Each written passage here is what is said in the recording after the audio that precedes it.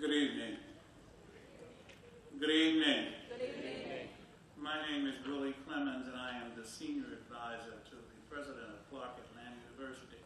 And I want to officially welcome you on behalf of our President, Dr. Ronald Johnson. Dr. Johnson is in California with the other HBCU presidents at meetings to address issues concerning his historically black college. So this session today is very timely because it's in keeping with the tradition of the things that we are to do here as we promote, engage, encourage, and recruit for historically black colleges. And I am just so proud to be a part of this initiative. As you may know, that Dr. Johnson's mission and his vision for this institution, that it will be one of the leading global institutions that produces graduates who will use their imaginations and ingenuity, discover skills to transform their communities and the world using ideals that matters. That is significant. And in addition to that, is to produce independent thinkers, those who will be well-read and well-traveled, but also, too, that will make an outstanding contribution in the future. Clark Atlanta University has a rich history, and those of you who are here as students are familiar with some of that. But what you're going to experience today is a continuation of the history as we hear from some of our historical leaders, scholars, and professionals. This is a very timely and a serious series of lecture series, and we want you to sit back and relax and enjoy this special occasion. I want to just recognize 2 or 3 people here who are significant to the institution, and that is Dr.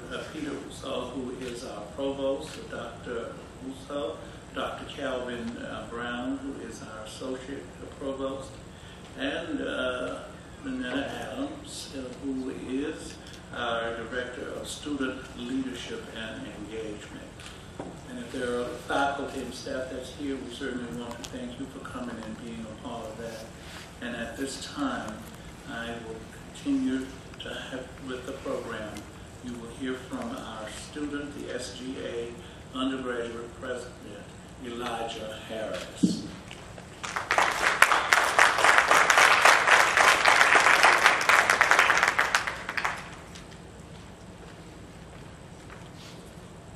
Good evening, everyone. My name is Elijah Harris, Student Government Association undergraduate president for this academic year, and I'm here to bring you greetings for this event. First of all, thank you everyone for coming to this dynamic event. There's going to be a lot of words that are said by our wonderful panelists that are going to give you our inspiration as far as being leaders on campus and also in the community. Also, I'd like to thank the organization that brought this event on this campus for being an impact on the community, shedding a light on how HBCUs are important to our world and the leadership that is brought from HBCUs and onto the world. So thank you all for coming. Students, make sure that you pay attention. Also, that you all ask questions that are pertaining to this event. Once again, thank you.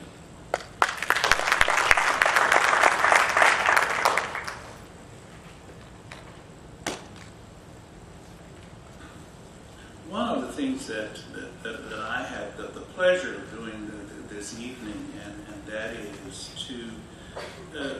to introduce a person, a leader in our community as well as across this country, whose idea of real end commitment to historic black colleges is priceless. That person works on an ongoing basis to promote the ideas and inspirations and support of young people, and he has done that in any number of ways, in addition to being an entrepreneur and the CEO of his firm, TWD. But he also has a somewhat tease him about a conglomerate of other business adventures as an entrepreneur that has definitely done well. But always with that, there's that support to give back and to make a difference in our community. But in that he has been very integrally involved in our community. He is one of the founding members of the 100 Black Men of Atlanta. And was very proud of him and what he does for that organization. And he served for 10 years as the national chairman for the 100 Black Men of America, where there are over 100 chapters around the world. And he was very instrumental in bringing a lot of those chapters together under his leadership, especially those from out of the country, and to having them as a part of that. And then just recently, after I guess about 7 or 8 years, we saw the need to bring him back with his leadership. And so he is in New Orleans during the month of June. He was overwhelmingly re-elected as the chairman of the 100 Black Men of America. But also, too, that Tommy is on our board here, and I think all of the students, you need to know that he plays a very integral part in the shaping of this institution as a board member, and with his access to resources and all that he brings, it's quite invaluable. So he sits on our board. He does a lot of things in our community. He is married. His wife, Carol, is also a very good friend, is very active involved. You heard from his son, Trey. But he is really a person who typifies what this is all about, and the idea of bringing this legacy lecture series across the country is significant. Ladies and gentlemen, please welcome Mr. Thomas W. Ward, Jr. Let me thank Dr. Clemens for the introduction. I thought he was getting ready to have my obituary done up here, and so I was getting nervous over there. I looked over at the judge, she touched me. I figured I was still alive. Well, thank you for your leadership. We're happy to be here this evening. I'm a 1986 graduate of Clark Atlanta University from the graduate school, did my undergraduate study at Fort Valley State University. And the reason why HBCUs are so important and serious in my life is that I came along during the time that I was on the tail end where the only places we could go for higher education was HBCUs, but during my tenure, the only place was either you played sports and got a scholarship to go to one of the big white universities, or you went to a school that cared for you. And I basically decided I didn't want to play sports for anybody. I had a mind, and it worked for me, and I went to Fort Valley, and life changed, and it's continued. And therefore, all of my children, all 5, have graduated from HBCUs and have been committed. And I think it's important today. If they were good enough and provided for us then, they can provide for us now. So each of you need to understand and value what these great institutions mean to us and for us. And our challenge is, in the early 1930s, there were more than 235. Today there are only 104, and next year we may be under 100. You need to understand what that means to the future for us to have access to higher education. Because there are those who think only the best and brightest, but don't understand that the best and brightest may be those who may blossom later than those who blossom earlier, and that the best and brightest aren't necessarily the ones who make the highest scores on tests and exams. But for us in our community, the leadership for America has come from historical Black College and University's campus. I hope you've studied the history of this great university and look at all of the great minds who taught here and who graduated from this great institution. So we're here through this legacy lecture series that we take throughout the country. And it's I guess no secret, one, being a graduate and a trustee here, definitely want to always bring it here, but we have universities knocking the doors down and would love to host us because we provide all the panelists, we pay all the expenses for getting whomever or wherever we go throughout the country because we think the message should be free. I had the great opportunity in my day at Fort Valley to hear the late Dick Gregory and of course the late Julian Bond and John Lewis and all of those, and saw Duke Ellington and others because the institution knew it was important. And for you, we think it's important that you get access and gain access to the newsmakers and people who are making a difference. And so with that today, we have our Legacy Lecture series here, and you hear from some of the great people who made a difference, and my heroes and sheroes and others, but for you. Understand that today, with the challenges that we have, only you can help change those. When Dr. King and those did what they did, they were in their 20s, and the Historically Black College campus students and leadership and some high school students were part of the movement. Today, there's no difference in the need for each of you. And so with that, we thank you for being out this evening. Tell your colleagues what they missed. Yeah. And more importantly, let's make sure that this great institution continues to grow. There will be things that you will not like that happens on this campus. There will be teachers you don't like. There will be folks in the registrar's office you don't like. But you know what? It is not the institution. Look at it as the individual. Because this great institution has survived over the centuries for us. And we left this university for you. You got to make it stronger and better for you than what it was when you came here. But at the end of the day, understand people make mistakes, but this university has made no mistakes in being here for you. I'd like to introduce a friend and a young lady who, again, will participate on the panel, but also, in order for us to do these lecture series around the country and to bring them to our institutions at no charge, we have some great partners, not sponsors, but partners. And one of those partners that's here with us tonight, in addition to the Georgia Pacific Foundation and Delta Airlines that sponsor these, we also have the presenting sponsor, which is Wells Fargo. And Wells Fargo has been here with us and for us over the last 5 years plus that we've done these lecture series. I'd like to introduce my good friend, I call him my banker, Leatrice Bynum, who's the regional branch manager for Wells Fargo.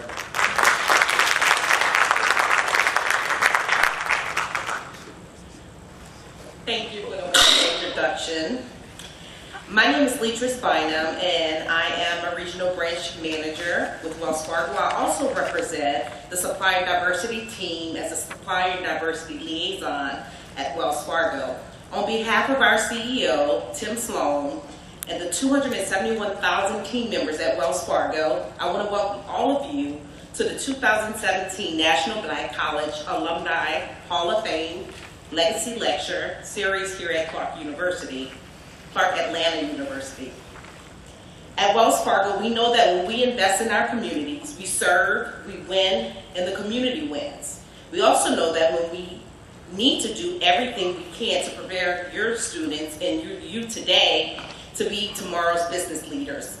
As a result, 5 years ago, we partnered with the National Black College Alumni Hall of Fame to launch the Legacy Lecture Series to position students for leadership roles in society through education, mentorship, and entrepreneurship. This series is presented at various historically black colleges and university campuses throughout the academic year. The Wells Fargo Supplier Diversity Team works to ensure that diverse-owned businesses, including African-American-owned enterprises, are integrated into our sourcing and procurement processes. In 2017, Wells Fargo spent $1.18 billion with certified diverse suppliers. Additionally, the team invested over $1 million annually in diverse supplier business development. We continue to focus on growth going forward, and we're very proud of the progress we've made. Our Wells Fargo goal is to spend 15% of procurement dollars with diverse suppliers by 2020. Thank you for having me today, and I look forward to connecting with you following the program. Thank you.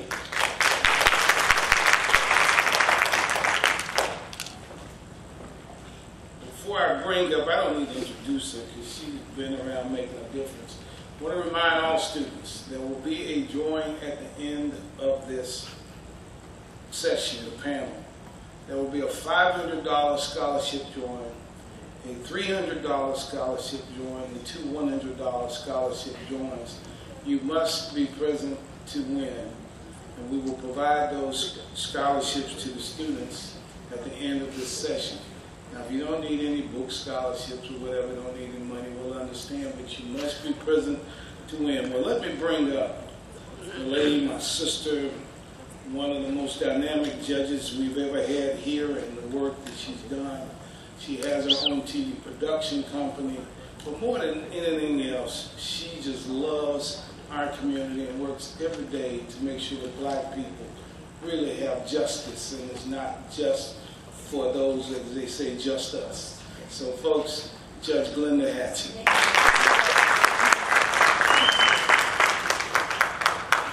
Thank you, Chairman Dortch, my brother, my partner, and people say partner in crime, I say partner in positive things. I thank you for your vision. I thank you for being a founder of the National Black College Hall of Fame and the wonderful work it's done, but particularly for starting this lecture series. This lecture series was started in 2007. To you, Latrice, I thank you for Wells Fargo's support of this in terms of it just being so viable. And so we thank you for putting a stake in the ground and making a difference for our young people. I am going to be brief on what I have to say because we want to really get to the substance of this conversation tonight. But let me just tell you, I come with mighty, mighty good credentials. My mama and my daddy are alumni of CAU. Let's say it again. Right. And they felt sorry for me, so I got an honorary degree a few years ago, so I can officially call myself an alum. I will tell you, a 20-second joke on me is I was commencement speaker that year, and I was so emotional about getting my honorary degree. I was standing there weeping. You know, that Oprah calls it the ugly cry. You know, and that's the one that was in the paper the next day. You know, just the ugly cry, the Walmart mascara just dripping everywhere.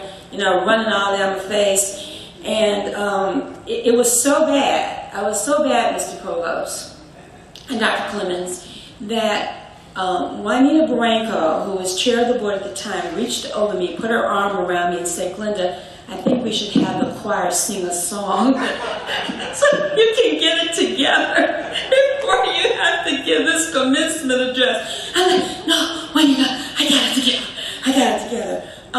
But it was very emotional because I have been on this campus for as long as I can remember. My dad was a trustee until the moment he took his last breath. Died suddenly 24 years ago. And I thought it was poetic, Tommy, that morning that Mom rushed him to the hospital and he died a few hours later, he had on a CAU shirt, CAU t-shirt. He loved this institution. And I love this institution because my mom and daddy haven't been here in grad school. We got a lot to do tonight, and we have an amazing panel. You've heard all about Tommy Dortch, our leader. You've heard about Ms. Bynum, who is with Wells Fargo and the wonderful work that she's doing in our community, and particularly the commitment that Wells Fargo has made to us. I'm going to be very brief with the panelists because it's more important for us to have this dialogue than we would go through, reams and reams of paper. Stevie Baggs Jr., we'll start on his end, former not only NFL, but also played professional ball in the Canadian League, but that's not the most important thing he's done. He has put an anchor in the ground through his nonprofit foundation, focusing on empowering youth through measures of independence, and that is CETA, Creating Empowerment Through Autonomy. He is also a distinguished author. Hold up that book. Come on, I saw you with it earlier. Come on, let's not be shy about this. thank you, which I have, and which he's autographed for me. And so he has been a part of our team and travels from places and places all around the country. I'm going to leave Dr. Vivian until last. Hank Stewart is one of the most gifted, I won't say black men, I will say he's one of the most gifted human beings I've ever been blessed to know. He is a poet, but most importantly, he is righteous. You know, there are people who can be all poetic and don't say nothing. But Hank speaks from the heart, and he does it with integrity, and he speaks truth to power. People talk about truth to power. Hank speaks truth to power. But not only is he a poet and an author, he is also invested deeply in our community through his foundation and making a difference in young people every day, day in and day out, quietly. See, quietly. You know, a lot of people make noise. He does it quietly and effectively. And he has been responsible for counting 15,000 people being registered to vote. I mean, that's something. He has celebrated recently 25 years as an author and a poet, and it was my privilege to host that anniversary party at my office as he celebrated 25 years. So, Hank, I'm just thrilled to know you. Dr. C.D. Vivian is someone I have known about all of my life.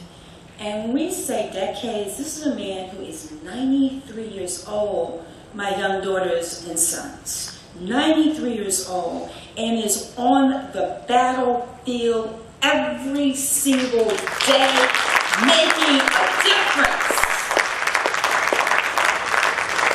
Paul Robeson said that the battlefront is everywhere, and there is no sheltered rear.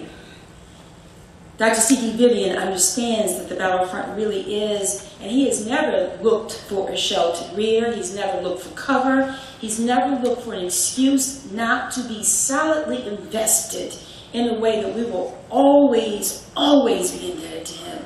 You go back and you pull up that old black and white film of him going to register to vote. You go put it up on Eyes on the Prize. And he is being beaten. And on my TV show, I sent a young boy to spend the time with Dr. Vivian. And this is a young boy, 15 years old, Tommy, who you know well, who then I sent to you to work on. At 15 years old, he was running a prostitution ring out of a cheap motel, selling drugs, robbing people. And he said, well, I can't make it because I'm black. Well, we had to stop the camera because I was coming down off the bench and I was going to wring his neck. And I said, if you understood your rich history, you would understand that you are pouring poison into our communities by selling drugs. You would understand that you can't disrespect women, that you can't steal from elderly people. And I sent him to be with Dr. Vivian. And he played that tape. And this is what Dr. Vivian said to that young boy that day, Dr. Clemens. He said, I took that beating so you wouldn't have to. He took that beating so none of us in this room would ever have to take that beating. I could go on for hours about this man. I count it a blessing to know him.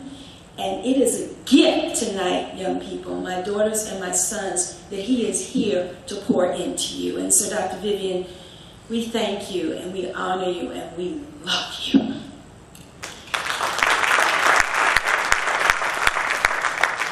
So, I want to start out with, Stevie, I'm going to start down on your end. I'm going to bounce around a little bit. We're going to kind of keep our answers succinct because, more importantly, we want this to be a dialogue. These initial questions are just kind of keep us going and rolling and thinking. And I want us to think dynamically tonight. You understand what I'm saying? I just don't get up and ask a question because we just want to be seen. And, you know, we want to ask questions because we want to learn from each other tonight.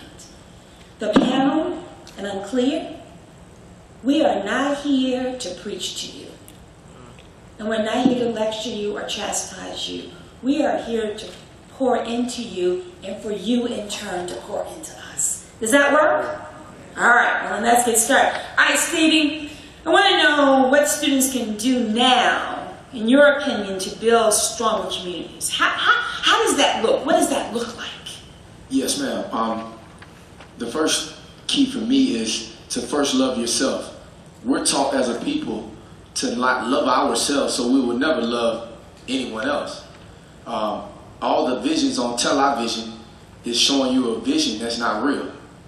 It's called television. It should not be called television. So because we're getting all these visions that are not real, we then don't act out according to the power that we've been given by the Creator.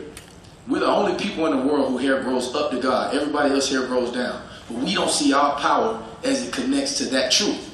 So for me, I take the word fly. First love yourself. When you first love yourself, you're flying. But you can't stay in the AIR. You won't stay in the air long by yourself.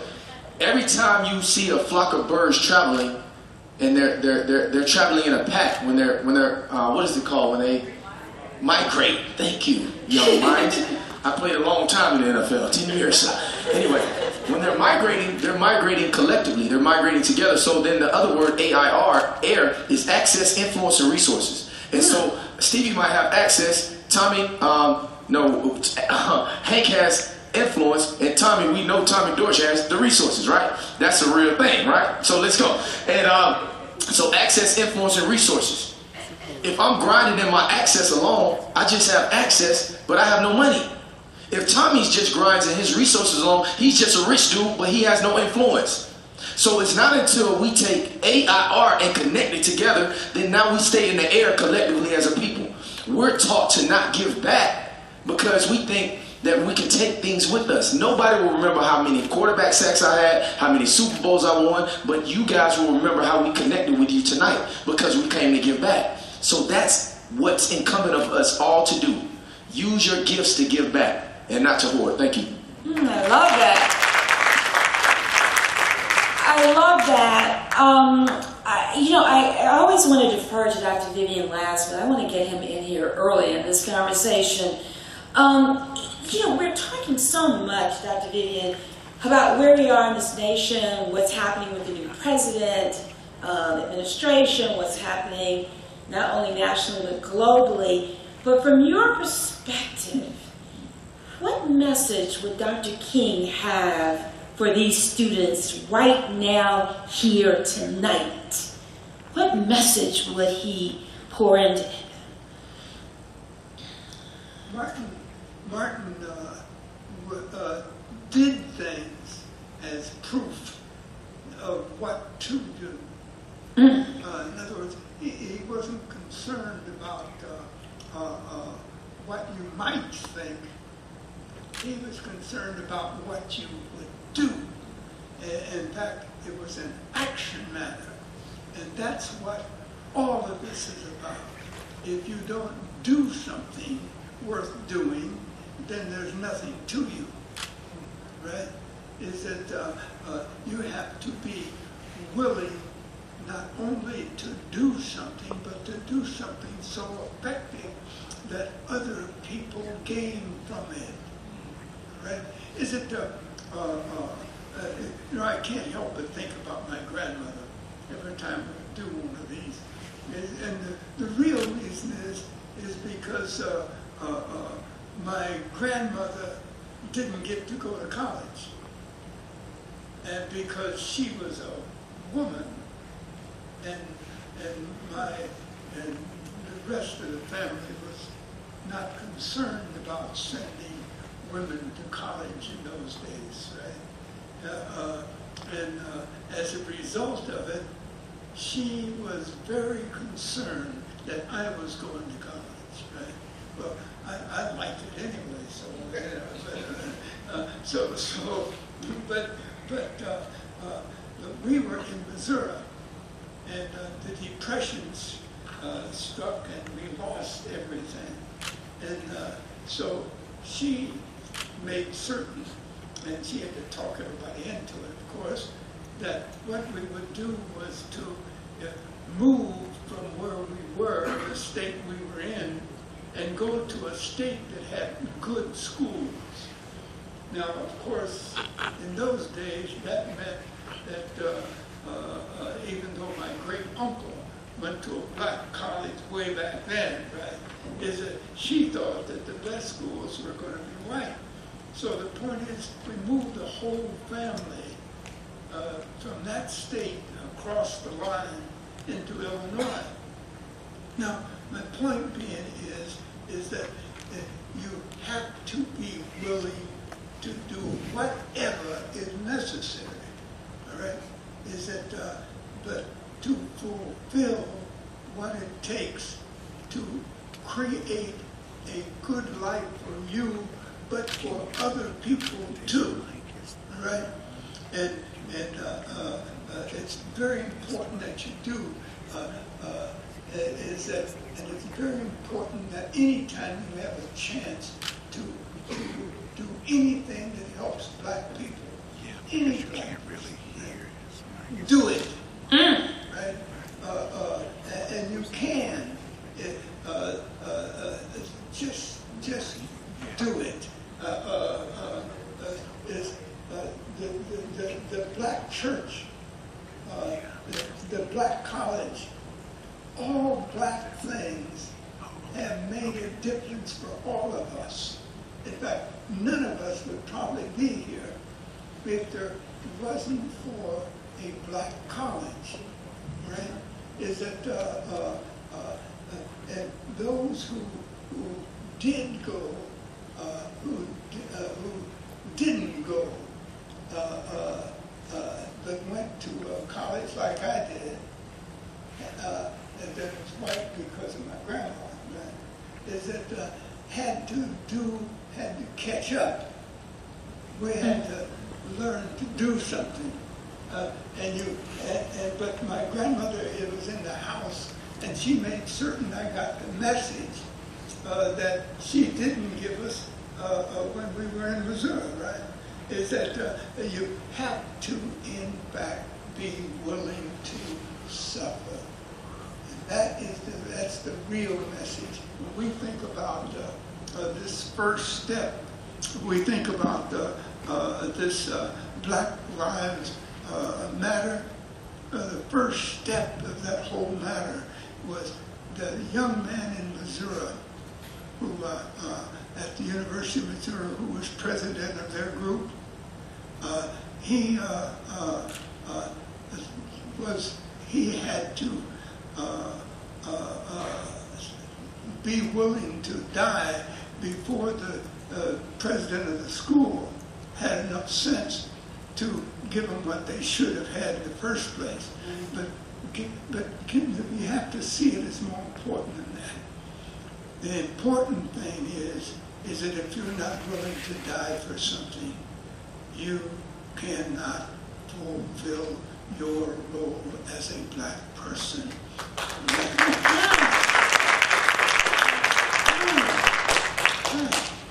Is that when you are willing to die for something, as all of the great ones were, Douglas, on down Martin King, all of the great ones were, and did it for us so we didn't miss anything, right? Is that be ready to die for not only you, but for other people like you. Is that it's a part of black life to be willing to die to make other people worthy of their position. Do that.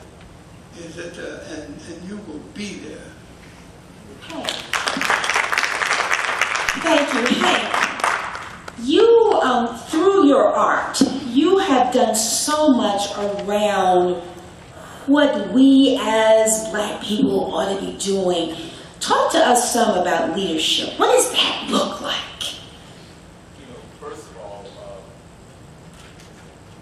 First of all, let me just thank whoever had anything to do, Tommy, with the seat in the ring. Because I'm just in awe sitting next to Dr. Vivian.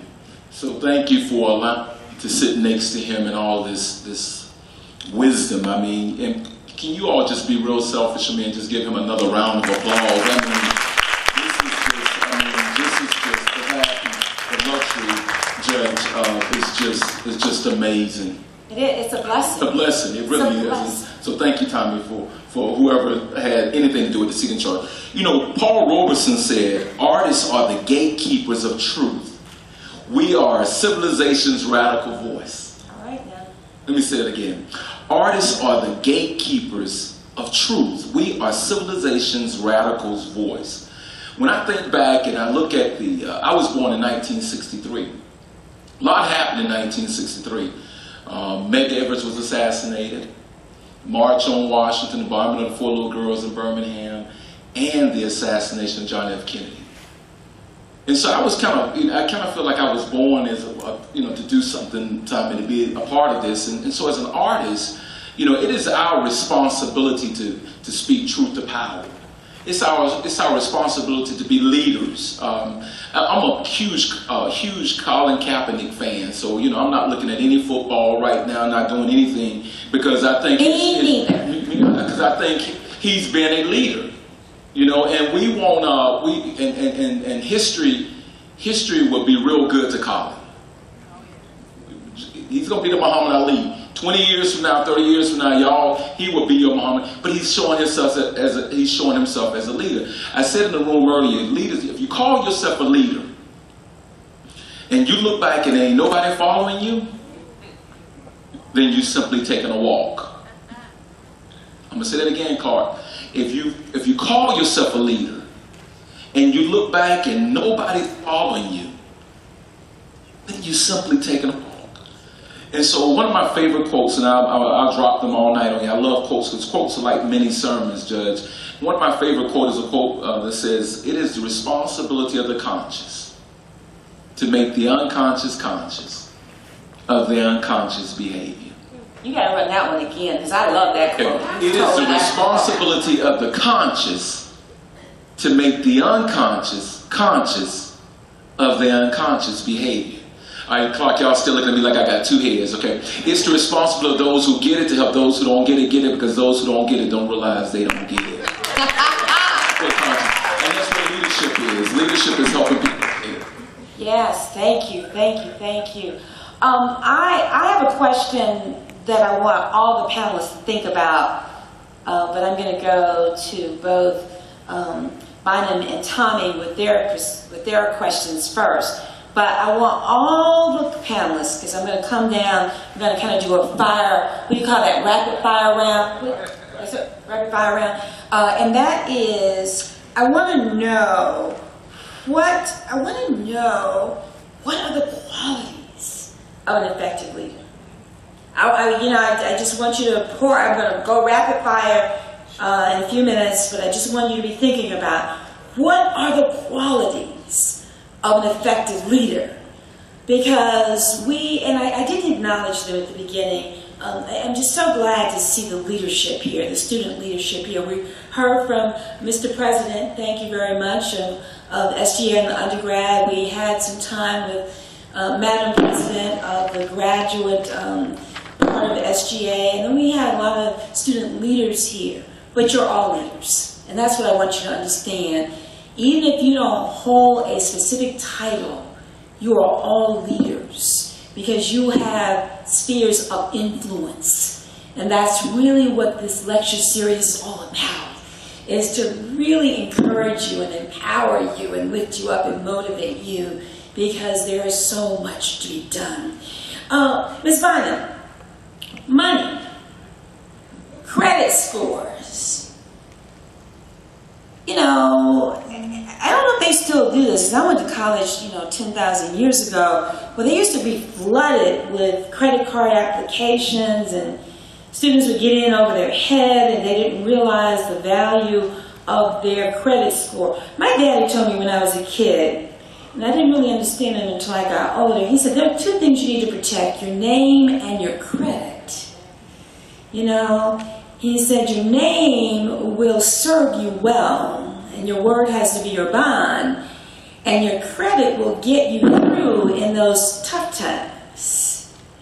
And he's so unafraid about that. So what advice would you give the students and us old folk too about this credit rating? And we just saw this hacking going on. What concerns should we have, and what do we need to do proactively for our students?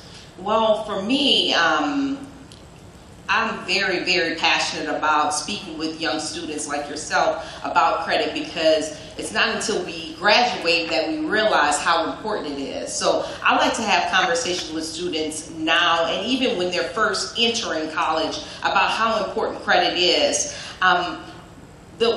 Everything's changing now, and like Judge said, when I was in college, they used to have tables of people just giving you credit cards, and a lot of that has changed now. But the most important thing about credit is understanding how credit will affect you in the future. Most of the times you get these offers and you may apply for the credit card, and no one has taught you how to utilize that credit.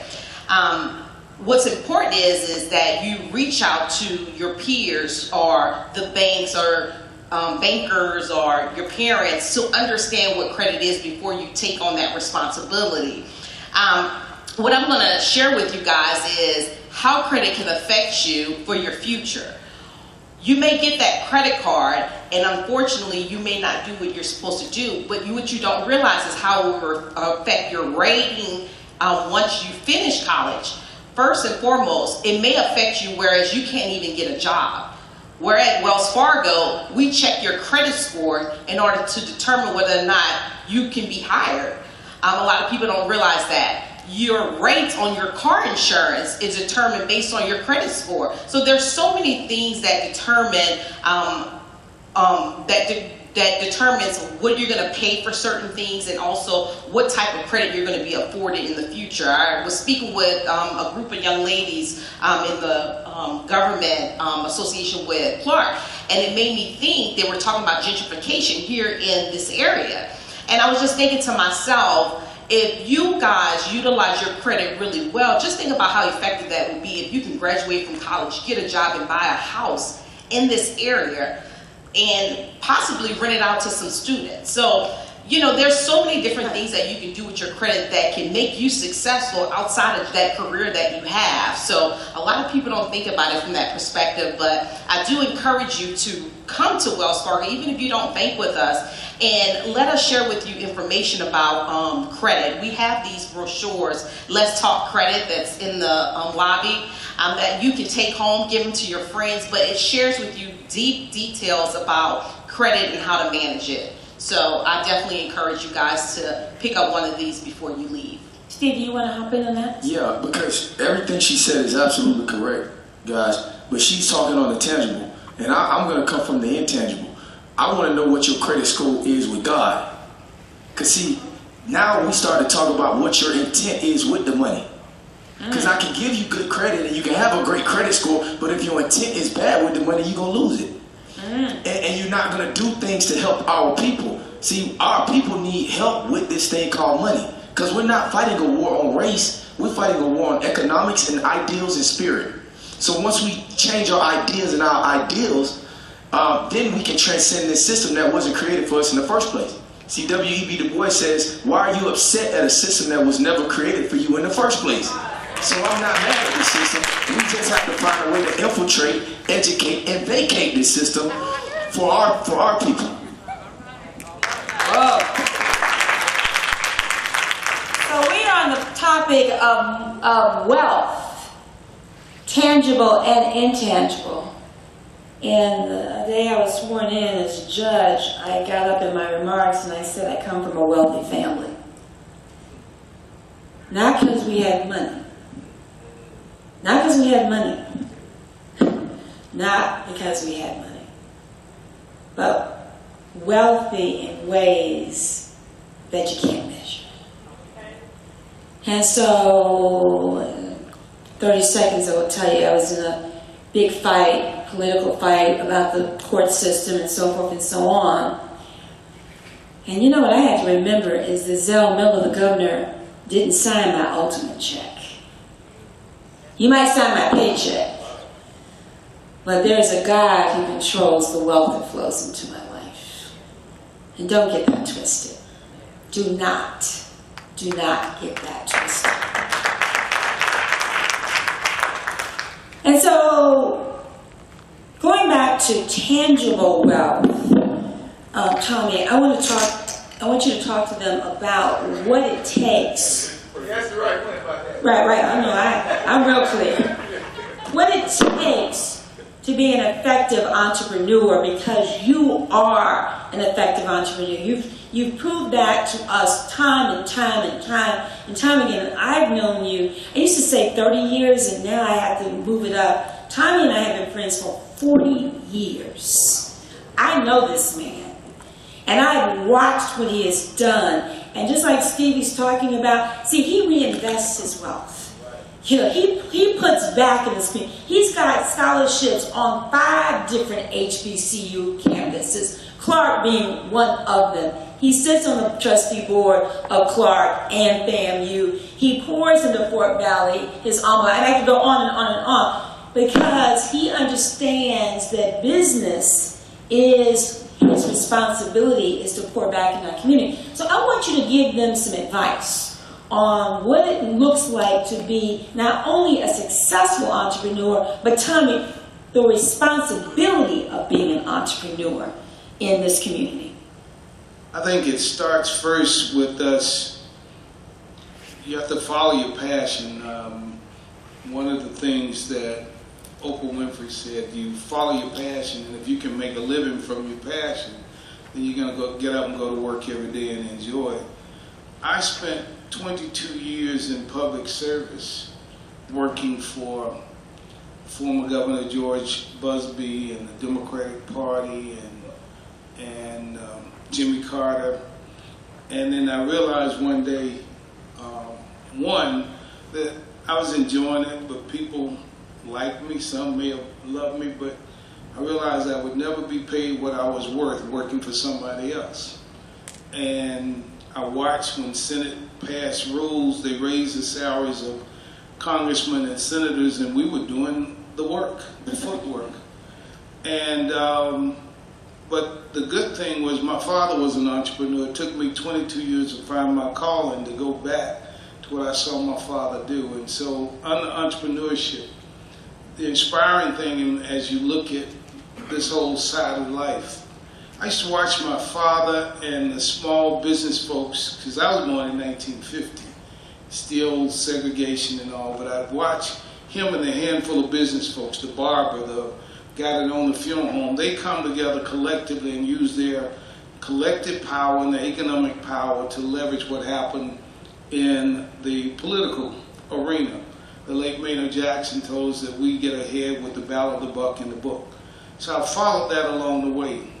But to be a successful entrepreneur or to survive in business, you have to understand first there's no such thing as a black business.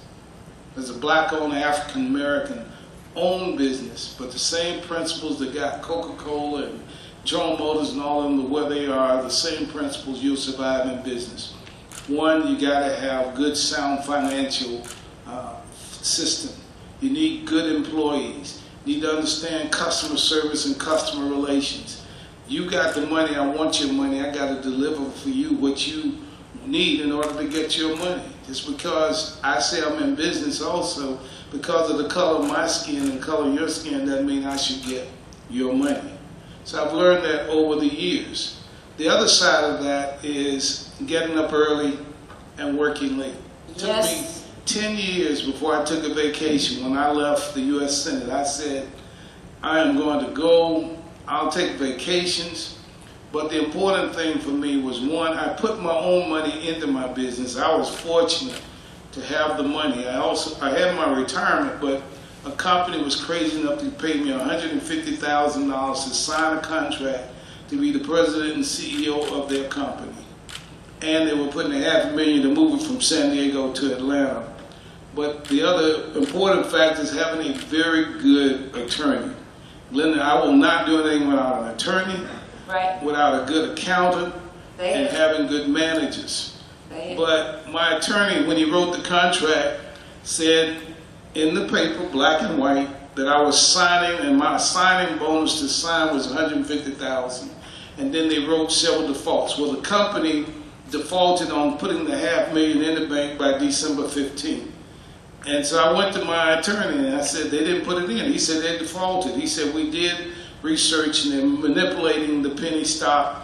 And I had advisor, Sal Diaz-Verson, who was the president of Aflac, good friend. So they said, you really need to exit from this. And I said, okay. They said, we're going to declare default. I said, well, what about my $150,000? They said, you own it. That's your money.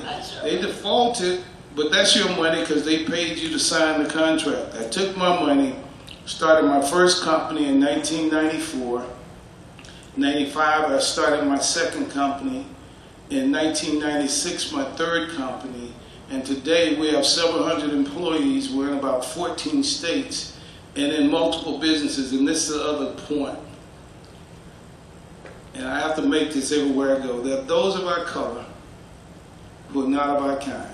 Say it. And there are those of our kind who are not of our color. Say it. I had more trouble in business trying to succeed fighting my own people and black folks who were jealous and wanted to take me down than the white folks that I understand that don't think I come to the table ready to win. And I go in to win every day. Now, 96% of my clients are white. But 100%, well, let's just say 98% of everything I spend giving back goes to the black community. I don't get it wrong. I know why I am where I am. I also know that I've been blessed, and you have to understand that in business. Don't get the big head because I have all these white folks invite me, all these great things. But at the end of the day, it's my community. It's my people. It's the Dr. C.T. Vivians who made it possible for me to be where I am. So when you get in business, understand you got to go back and you got to give back. Understand you got to help others move along. And because of my giving back, my staying engaged, and ladies and gentlemen, the same people you see on your way up are the same people you see on your way down. I am friends. If I walk into a hotel, I shake their hands and talk to the bellman. Yes. I talk to the doorman. Yep. I talk to the maids and all. They're human beings. Those are their careers. Don't ever think you're too good or better than anybody else. And because of that approach, and even with my employees, they look out for me. I understand I have to pay them before I get paid. And if you do that and live that way in business, you'll get ahead.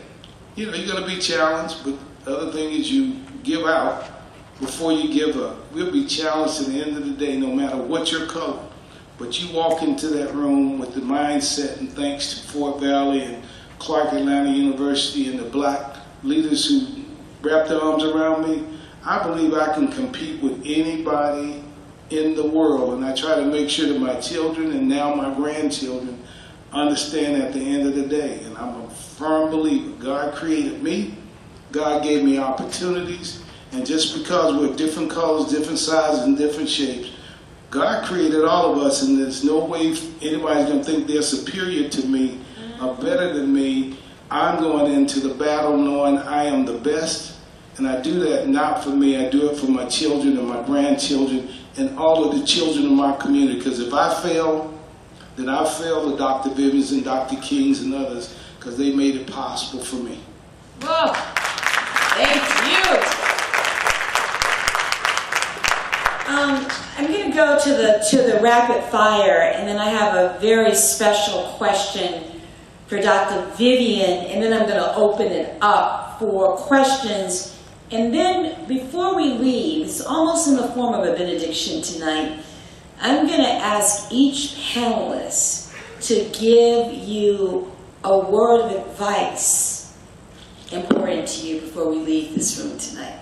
And that's how we'll leave here tonight. So I'm going to do the rapid fire. The rapid fire question is, what are the qualities of an effective leader? All right, Stevie, I'm starting again with you down there on that end. Yes, ma'am. True leaders don't create more followers. True leaders create more leaders. Woo-hoo! All right now. All right. Well, for me, as a leader, especially being an African-American woman, Sometimes when we're in these positions, it's a lot of things we have to take into account. One thing as a leader for me, I think it's important that I always have a vision and I can turn ideas and execute them into plans. It's also important to me that I'm committed. I can face adversity with confidence, because as an African American woman in corporate America, sometimes we have challenges that our counterparts may not always have. So we have to be always committed to our purpose. Humility, that's a big thing.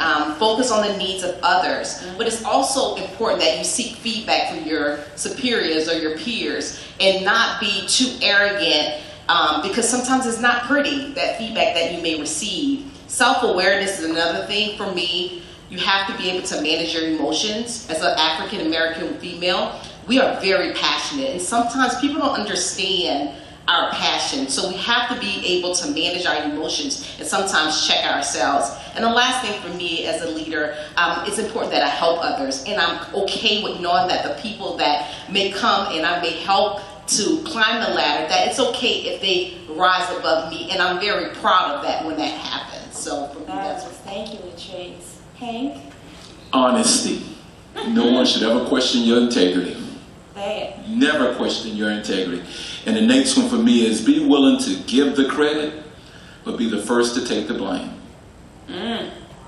Be willing to give the credit. Make sure everybody around you gets the credit. But if something goes wrong, you be willing to take that blame. Wow. It's good stuff. I love this rapid fire stuff. This is some good stuff, y'all. This'll preach. Won't it preach? This'll preach. Effective. What is the qualities of an effective leader? Qualities of an effective leader. Is that, and because I had just written down something here that I didn't ask you and to imprint on you, and you saw it in that film. Be ready to get up when you're knocked down. Get up, all right? Because you can and you will, and nothing defeats your opponent more than the fact that he can't put you out of commission. And that nothing will make it so that people will follow you more than any other trait, is that they have somebody to follow that will get up. All right? Love it. I think the other thing to add is a real leader has courage, willing to speak up and speak out, whether they're the single voice or among others. And a good friend of mine, the late Dr. Miles Monroe, which I follow and prescribe, he says that real leaders don't seek followers, they inspire them. You got to be an inspirational leader that people want to follow you and who are there for you. And last, you get up, I'm always going to be the one, the first to turn the lights on, and I'll be the last one there to turn the lights out. People got to depend on you. I know that's true. I've seen that in action. I would just add that true leaders never point. True leaders never point. They lead by example. And you can't be a leader unless you're willing to serve. That you have to be a servant leader. You have to have a true servant's heart. That too many people want to be leaders for the fame and the notoriety and the publicity or the money or whatever. But a true leader is there to serve. They seek first to serve. And if you're a true servant, you can be an effective leader.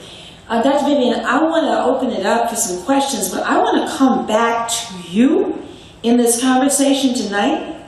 And I want to get from you what you see as the status of the civil rights movement in this nation.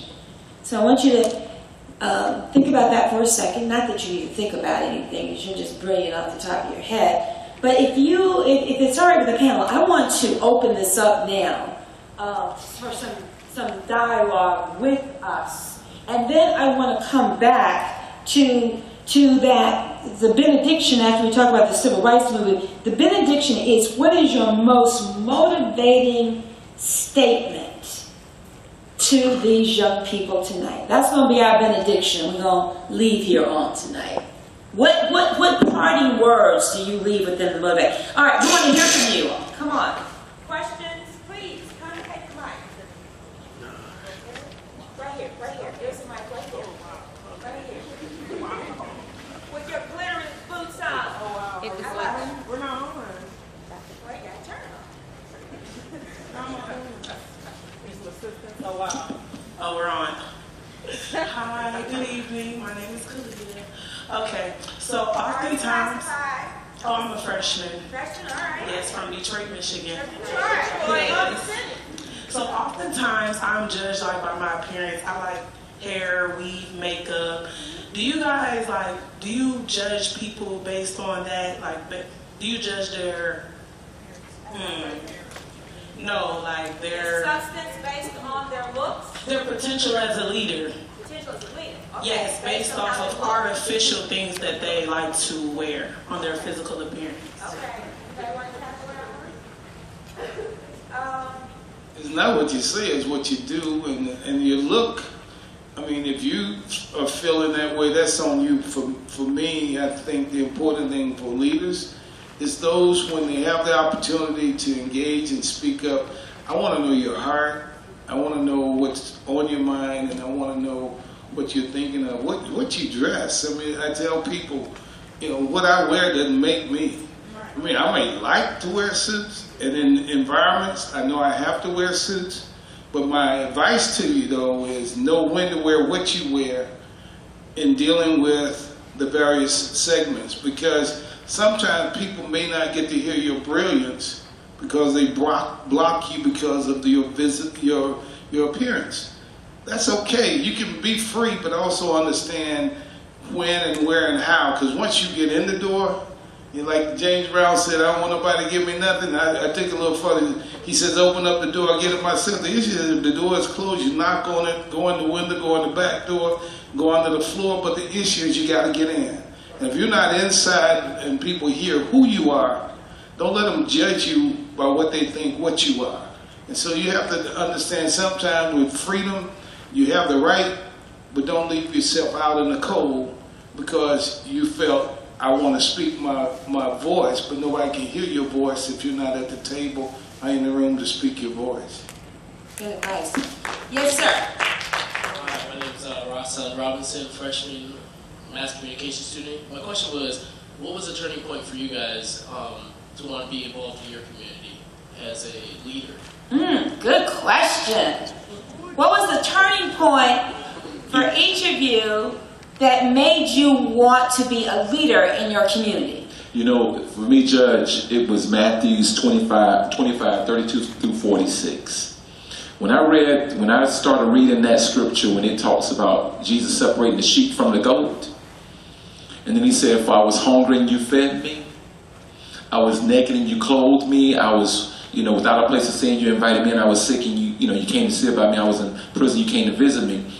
He said, well, come on in. And he said, Jesus, when did we see you hungry, sick and all that? He says, when you've done it to the least of these, you've also done it unto me.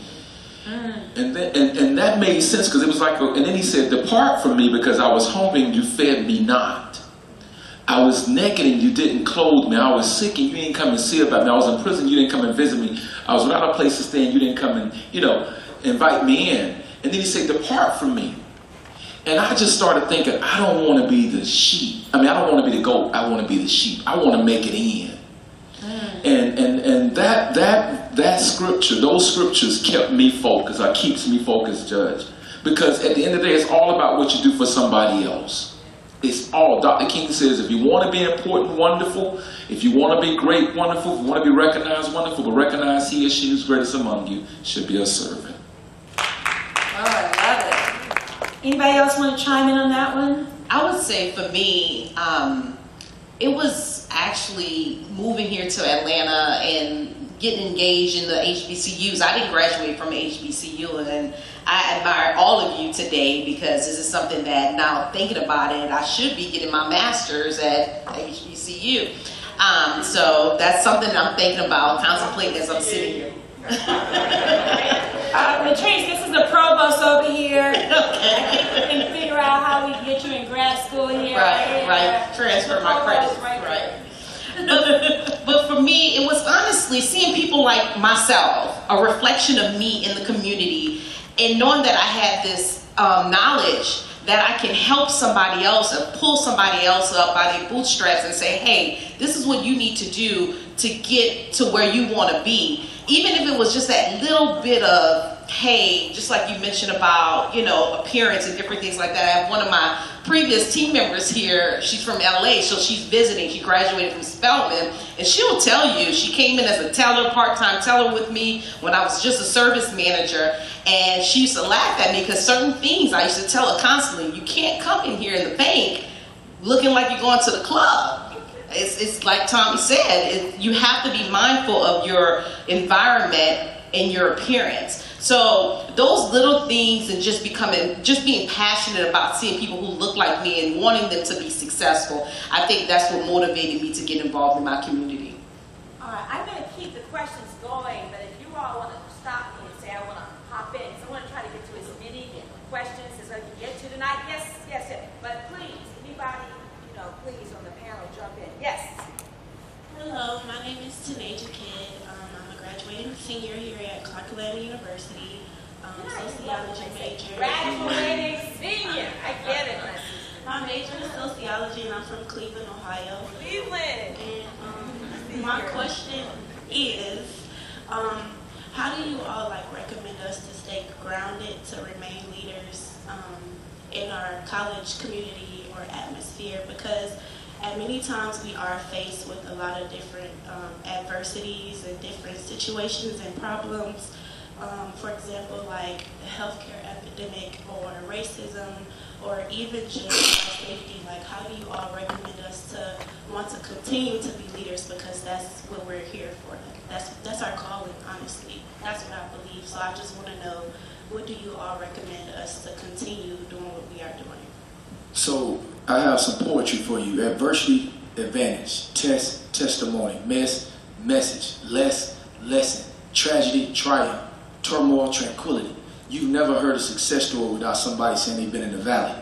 But we all want to get to the mountaintop. But we have to remember, at the mountaintop, the bigger your audience, the bigger your audit.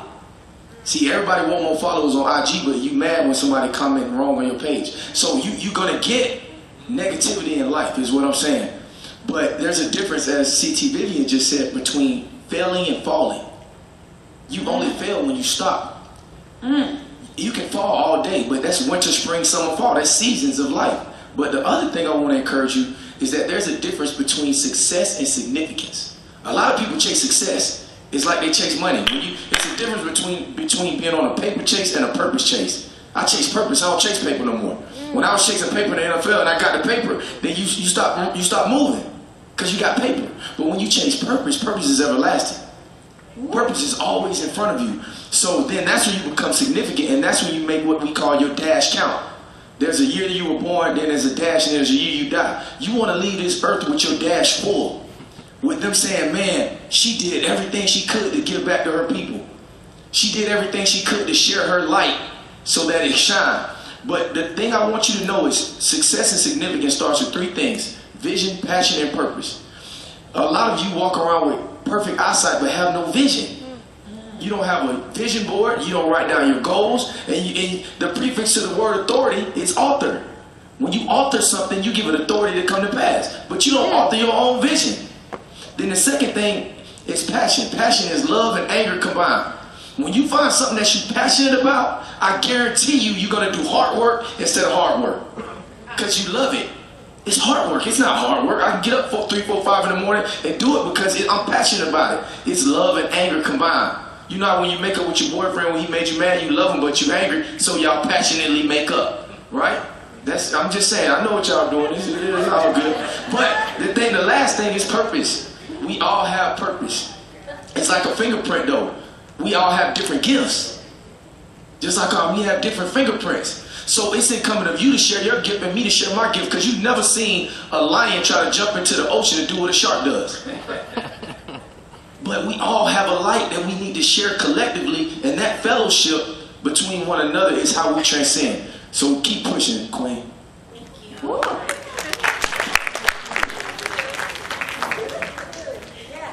Hello, my name is Autumn Cherry. My question is for Ms. Bynum. I'm a freshman and my major is business with a concentration in marketing, and I'm from Atlanta, Georgia. You spoke on credit and how most people are clueless about it. I'm 18, so what do you recommend an 18-year-old do to start to build her credit? Good question. So a couple of things a lot of students don't even realize. You probably have already started your credit if you had to take out a student loan. But on the other hand, with establishing credit, it's certain things that you can do, such as making sure that your checking and savings account, whatever financial institution you're with, is in good standing. There are college credit cards that you can start off with. You can start off, most college credit cards is a lower limit to help you manage that. My recommendation in any credit card that you may go and apply for, make sure you sit down and have a real conversation with your banker to make sure they teach you about making sure that that balance stays at 35% or lower, because that affects your credit score, and you need to understand how your credit score works. And right now, the highest credit score you can get is an 850. A couple of years ago was less than that. But it keeps going up and going up and going up, but you need to understand how to manage that credit once you get it. But my recommendation is something like even a cell phone in your name. That's credit. If you're not managing that appropriately, that can affect you in the future. So a cell phone, a college credit card, a store credit card, a retail store credit card. Those credit cards right now are the easiest ones to get, but pay them off. If you have to charge on it, pay it off. And a lot of people misconstrue that, taking out credit is a bad thing. If you have a plan to pay it back, it's okay. Just don't use credit if you don't have a plan to pay it back. Let me add to one of the best ways to build your credit. I don't really recommend you go out and get a credit card if you don't have a job to pay the bills. My son, I tell you, I gave him a secured card, and so when he used up the money in that bank account, which was secured him using that card, he was out of money. He was out of credit ability to charge. And each month he had to make sure he managed what he had. But if you get a secured card, charge something, pay it off in 5 or 10 days, pay it off within the period, you're building credit. So that's one way that you can do it, but you're actually spending your own money, or somebody who gave you the money, whether your parents or somebody, but you begin to manage and mature that way, so you build a credit record. So don't go out and get a bunch of cars and go get them red bottom shoes that most folks don't even know what they are and scratch them up. You just wasted money anyway, and all those bags. Folks buy bags and don't even have as much money in the bag as it costs to buy the bag. But the other thing that you have to understand, and this is for every student, a student loan is a loan. Just because you got money left over after you pay your tuition and fees, that is not your money, that's a loan, which means you got to pay it back. So therefore, you understand, either you put it in an account, let it draw interest and be ready to pay that loan off, but you're building a liability. I've seen students go get cars, go get apartments and condos they have no business in and can't afford to pay for them, and by the time you finish, one, you cannot get an apartment, much less buy a home, because you ruin your credit. You can't buy a car if you ruin your credit. And in many cases now, you can't get a job if you have bad credit, in addition to if you got terrible social media track records that's out there too. Now they check, the companies check your social media, so whatever you post and put out there, it follows you for a lifetime. They check those too. But understand, credit is valuable and important, and protect your credit, because sometimes, it takes years to build it back up. And also understand, if you say, oh, I'll file bankruptcy, 7 years at least minimum, and hope you can get somewhere. So understand, you got to manage it. You're some of the best and the brightest. Don't do stupid things. just because you think you got that money. You're waiting and working so that one day will come, you will have all the money you need, but don't go waste it now, because somebody's got to pay that loan back.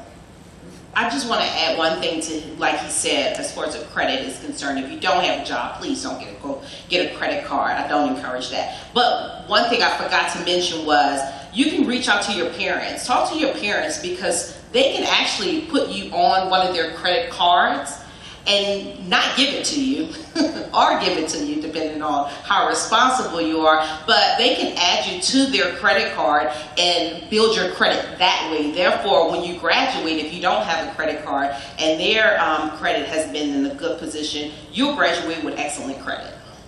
Also, do not, this is the lawyer in me talking, do not sign anything for anybody. I have had too many young people like, well, Judge, you know, he couldn't get a cell phone. There's a reason he couldn't get a cell phone, because he's already messed up his credit. And she said, well, you know, but Judge, he promised that he was going to pay me back, and now I'm stuck with this bill for the cell phone. Do not do it. And don't co-sign anything. Don't co-sign for a lease on an apartment that somebody can't have the credit to get themselves. If they can't get it themselves, there's a reason. Because they don't have no credit. And now they're going to mess up yours. Don't sign it. Don't sign nothing for nobody unless it's your mama or daddy, and I think twice about that. No, I'm sure. That's the mama lawyer in me tonight. Yes, sir. Hey, how everybody doing? I'm Alan Pitts, graduating senior at Clark Atlanta University. And everybody up there, they say they had college backgrounds from Fort Valley to FAMU. So I just want to know, what's the difference, if there are any difference, that y'all see in the youth today and the youth back then, as far as mobilization, community service, and things that are forward and advance to black people? Woo. To my good young sister who has her degree in sociology, my undergraduate degree is in sociology, what got me engaged and involved was being engaged and involved in leadership. By the way, friendship is essential to the soul. Okay, but the difference even then and now, I have to say it because I see it everywhere. I am an omega man, I'm not a Q dog. And so I'm the grown version, so how I carry my image on campus and respect for women on campus then still is how I live my life today, and how I require my children and anybody I work with. So one, giving and getting respect is one, but we were engaged. We couldn't wait to take on the system. We even demonstrated Fort Valley because one, you got small portion of food. We demonstrated it on campus and changed the way we even got food service. We demonstrated, and it wasn't being racial or discriminatory. We didn't understand some of the teachers who spoke foreign languages, and we couldn't understand in the classroom. We demonstrated. You know, again, we registered, I told the students in the section before, we registered 96% of the students on my campus. I was SGA president. We registered 96% of the students on campus and made sure we marched down and voted. They had the GBI down because they heard we were going to riot.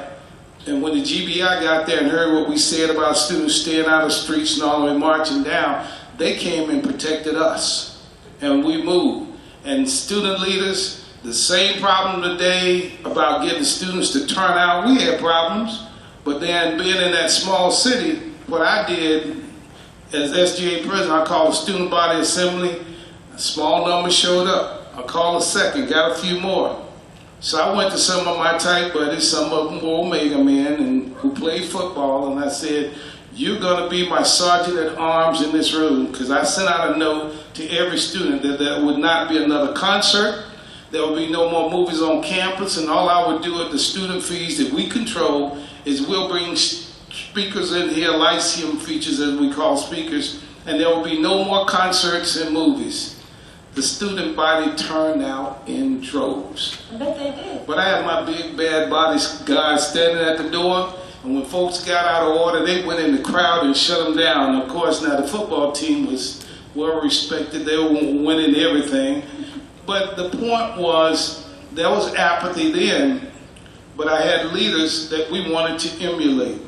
And so the difference then and now is we saw a lot of the challenges even clearer then, but the challenges, and I have to say it, students, the challenges you have today are phenomenal. You got to deal with drugs. You got to deal with sexually transmitted diseases. You got to deal with all of the rapes. You got to deal with all the violence. That's why you should be more active and more engaged today yourselves than what we were then. But the difference between then and now is that we were driven to make a difference. We were inspired by what the students had done at North Carolina A&T, the SNCC that came out of this community. And we saw Dr. King and Dr. Vivian and those being beaten on television and the water hoses. And so we said, we're going to make a difference. And so we did. So the difference now is that you guys, give you a rap artist, you'll show up in droves. Give you somebody who's fighting for your future and your lives and your career and for your jobs, and you won't even walk across campus. That's the difference. Also, hey, Big Bro, I just gotta add this. See, the other difference is y'all have Instagram, Snapchat, Twitter, and Facebook, but you won't put your face in a book. And then you won't use Facebook to help your checkbook. So what I'm saying is, your third eye is open. Y'all have a lot of information, but then you can't open your third eye and then close the other two. So you have being conscious, because a lot of y'all are conscious. You're socially conscious, you're politically conscious, you're aware of what's going on. You have information, but you don't know how to make it functional. And that's why I'm big on helping us try to bridge this gap with generations. You know, the Moses and the Joshua generations, just speaking biblically, we gotta bridge these kind of gaps so that we can transcend this system. Because they're trying to, if you look at every other culture, they're not being wiped out like us. We're being wiped out. They're taking out our schools, they're taking out our education. So we have to use this information that we get through Instagram, Snapchat, Twitter, and Facebook, not to just turn up. Believe me, I turn up too. But guess what? I work more than I turn up. You know, and you gotta have that kind of balance, y'all. You know, we're not sitting up here talking to you guys like we flawless. We're not flawless, but we faithful to our purpose. And when you're faithful to your purpose, it'll put you in a position to be able to converse with people like y'all that help all of our purpose. All right. Yes, sir. I have a question for Mr. Stewart. My name's Nick. I'm a junior mass media major with a PR concentration. My question was, anyone can consider themselves an artist, whether it be photography, musician, a writer, but they can put something out and it lasts forever. But what's the goal of putting something out, making it last forever, but also inspiring people for generations to come and making it resonate with the souls of generations? That's a great question. You know, you must have read something that I wrote on my page. I had the luxury, Judge. 2014, I had an opportunity to speak for Michelle Obama, the former First Lady. And Tommy, I got a call from Congressman Hank Johnson's wife, Maria Johnson, and she said, we want you to speak for the First Lady. And the first thing she said, well, we need to vet you. We need to vet you. Do y'all know what vetting is? Background check. They went all the way back to the 7th grade. They vetted me. And then they said, after the vet was clean, they said, we need to vet your work. The poem I did, I bet you that was interesting. the poem I did was It. And It was a poem, and they wanted to make sure that that poem was clean, it didn't offend anybody, and da-da-da. They wanted, so you have to write things that outlive you. Right? You have to write things, and when you look back at art, I mean, that's the beauty of it. When you're looking at art, you can do that. And so you have to make sure that you're writing not just for today. A lot of people write in slang, and so you know, 10 years from now, you saying turn up, and you know, last year we were saying groovy. Well, that ain't gonna work. You've dated yourself, and so you want to write things like Marvin Gaye, hey, what's going on? And it's still applicable today. Sam Cooke, a change is going to come, and it's still applicable today. You want to write things that is not speaking just to now, or take things, or draw things, or paint things, and I'm not sure what kind of visual artist you are, but whatever that is, making sure that you writing and you're doing things that outlive you. Does that make sense? Did I answer your question? Okay. Wonderful answer. Yes, ma'am. Hello, my name is Caitlin Houston, a graduating senior business administration major with a concentration in management from Little Rock, Arkansas. And I feel, this is kind of opinion going into a question, I feel that our generation is very entitled, or has a sense of spirit of entitlement.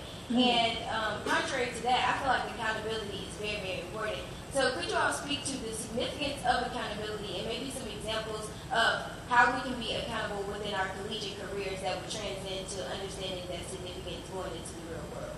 I want to say one thing to that, and I'm going to pass on. That's a great question. That's a great amazing question. The first thing I do, I always apologize to two people when I walk into a room. Dr. C.T. Vivian, because I feel like we failed him, my age group, and I apologize to you, and I feel like we didn't do our part. You know what I mean? I feel responsible, Judge. I really do. I feel when I talk, because I'm around young people all the time, and I don't think you got this way by yourself. You with me? So we got to look in the mirror. I mean, we really have to look in the mirror at ourselves. And that's why, and the judge stated in my introduction, man, I take every phone call from a young person. I give them my personal cell. I show up. I'm sitting on 4 boards right now simply because I feel like I need to, because we failed you all on the hour watch. Under our watch.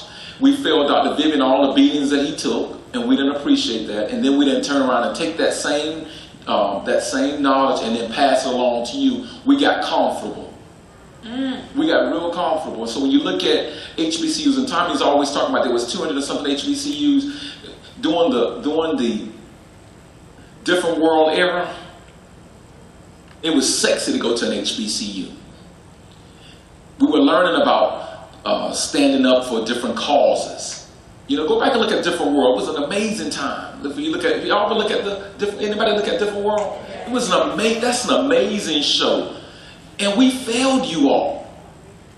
You know, we got real comfortable spending money that we didn't have, buying things we didn't need, and trying to impress people we didn't even like. Let me say it again. We were spending money we didn't have, buying things we didn't need, trying to impress people we didn't even like. And we forgot about you all. It's our fault. It's our fault. So if I can help you in any kind of way, please let's stay in touch, because I can't get mad at you that you don't know something that you were not taught. I can't get mad at you that you don't want to go out and register voters and I'm not voting in the House. I can't get mad at you that you're not sensitive towards people you walk by in the streets because we don't never feed the homeless on Saturdays. I can't get mad at you that you don't know the Lord is my shepherd, I shall not want on the 23rd Sunday, I never take you to church. We lost this thing under our watch. And the first step to recovery, if you talk to anybody who's recovering from drugs or anything else, the first step to recovery is admitting they have a problem. I'm admitting that it's our fault.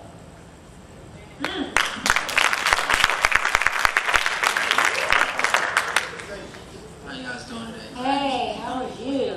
Good. My name is Travis. I'm a singer. I'm from Atlanta, Georgia. I'm a mass communication major with a concentration in film. And from being a Atlanta, I just want to say we accept your apology. I'm serious. I had a conversation my sophomore year with a professor named Dr. Harper. She gave me a paper. It was called A Generation of Curse. And it was saying that how your generation missed out on our generation. And one thing I do, I watch and I critique my generation because I'm always around it. So I know that my generation likes instant gratitude. Like, patience is the key. So I try to teach patience. I try to, preach patience and practice it too. But my question to you guys, how can you make the older generation embrace this generation? There's like a lot of hate towards us, what we doing, how we are, we really different, but we really embrace you guys. Like, everybody in here watch different worlds. Like, probably 50% of people in here, the reason they in here is because they watch different worlds. Like, we really embrace y'all, we look up to y'all, but it's kind of like y'all don't look up to us. I just had to ask you, my young son, do you feel that that my generation hates you? Because of that, we got a lot of work to do if that's the case. I mean, keep it real for me. I don't think y'all hate us, I just don't think y'all understand us, and I don't think y'all want to understand us. I don't want to understand. He said we don't understand and we don't want to understand. I'm 35. I understand y'all, bro. Hey, you can't. I'm just there. You know me and Leatrice. I'm just saying we trying to hold on to. No, I mean I see what you're saying though, because I have 4 after-school programs here in the city with my nonprofit, and I see the disconnect in even the way our young people converse with us, and we're there to give back, but sometimes there's a block up, right? But we got to look at the systematic blocks that are put in our way too, because yeah, he can take all the fault for a lot of things, but I keep going back to television and pop culture. There's a lot of things that you guys are listening to and embracing. You know, just prime example, last week, what artist came here? See what I'm saying? I know this thing was flipped.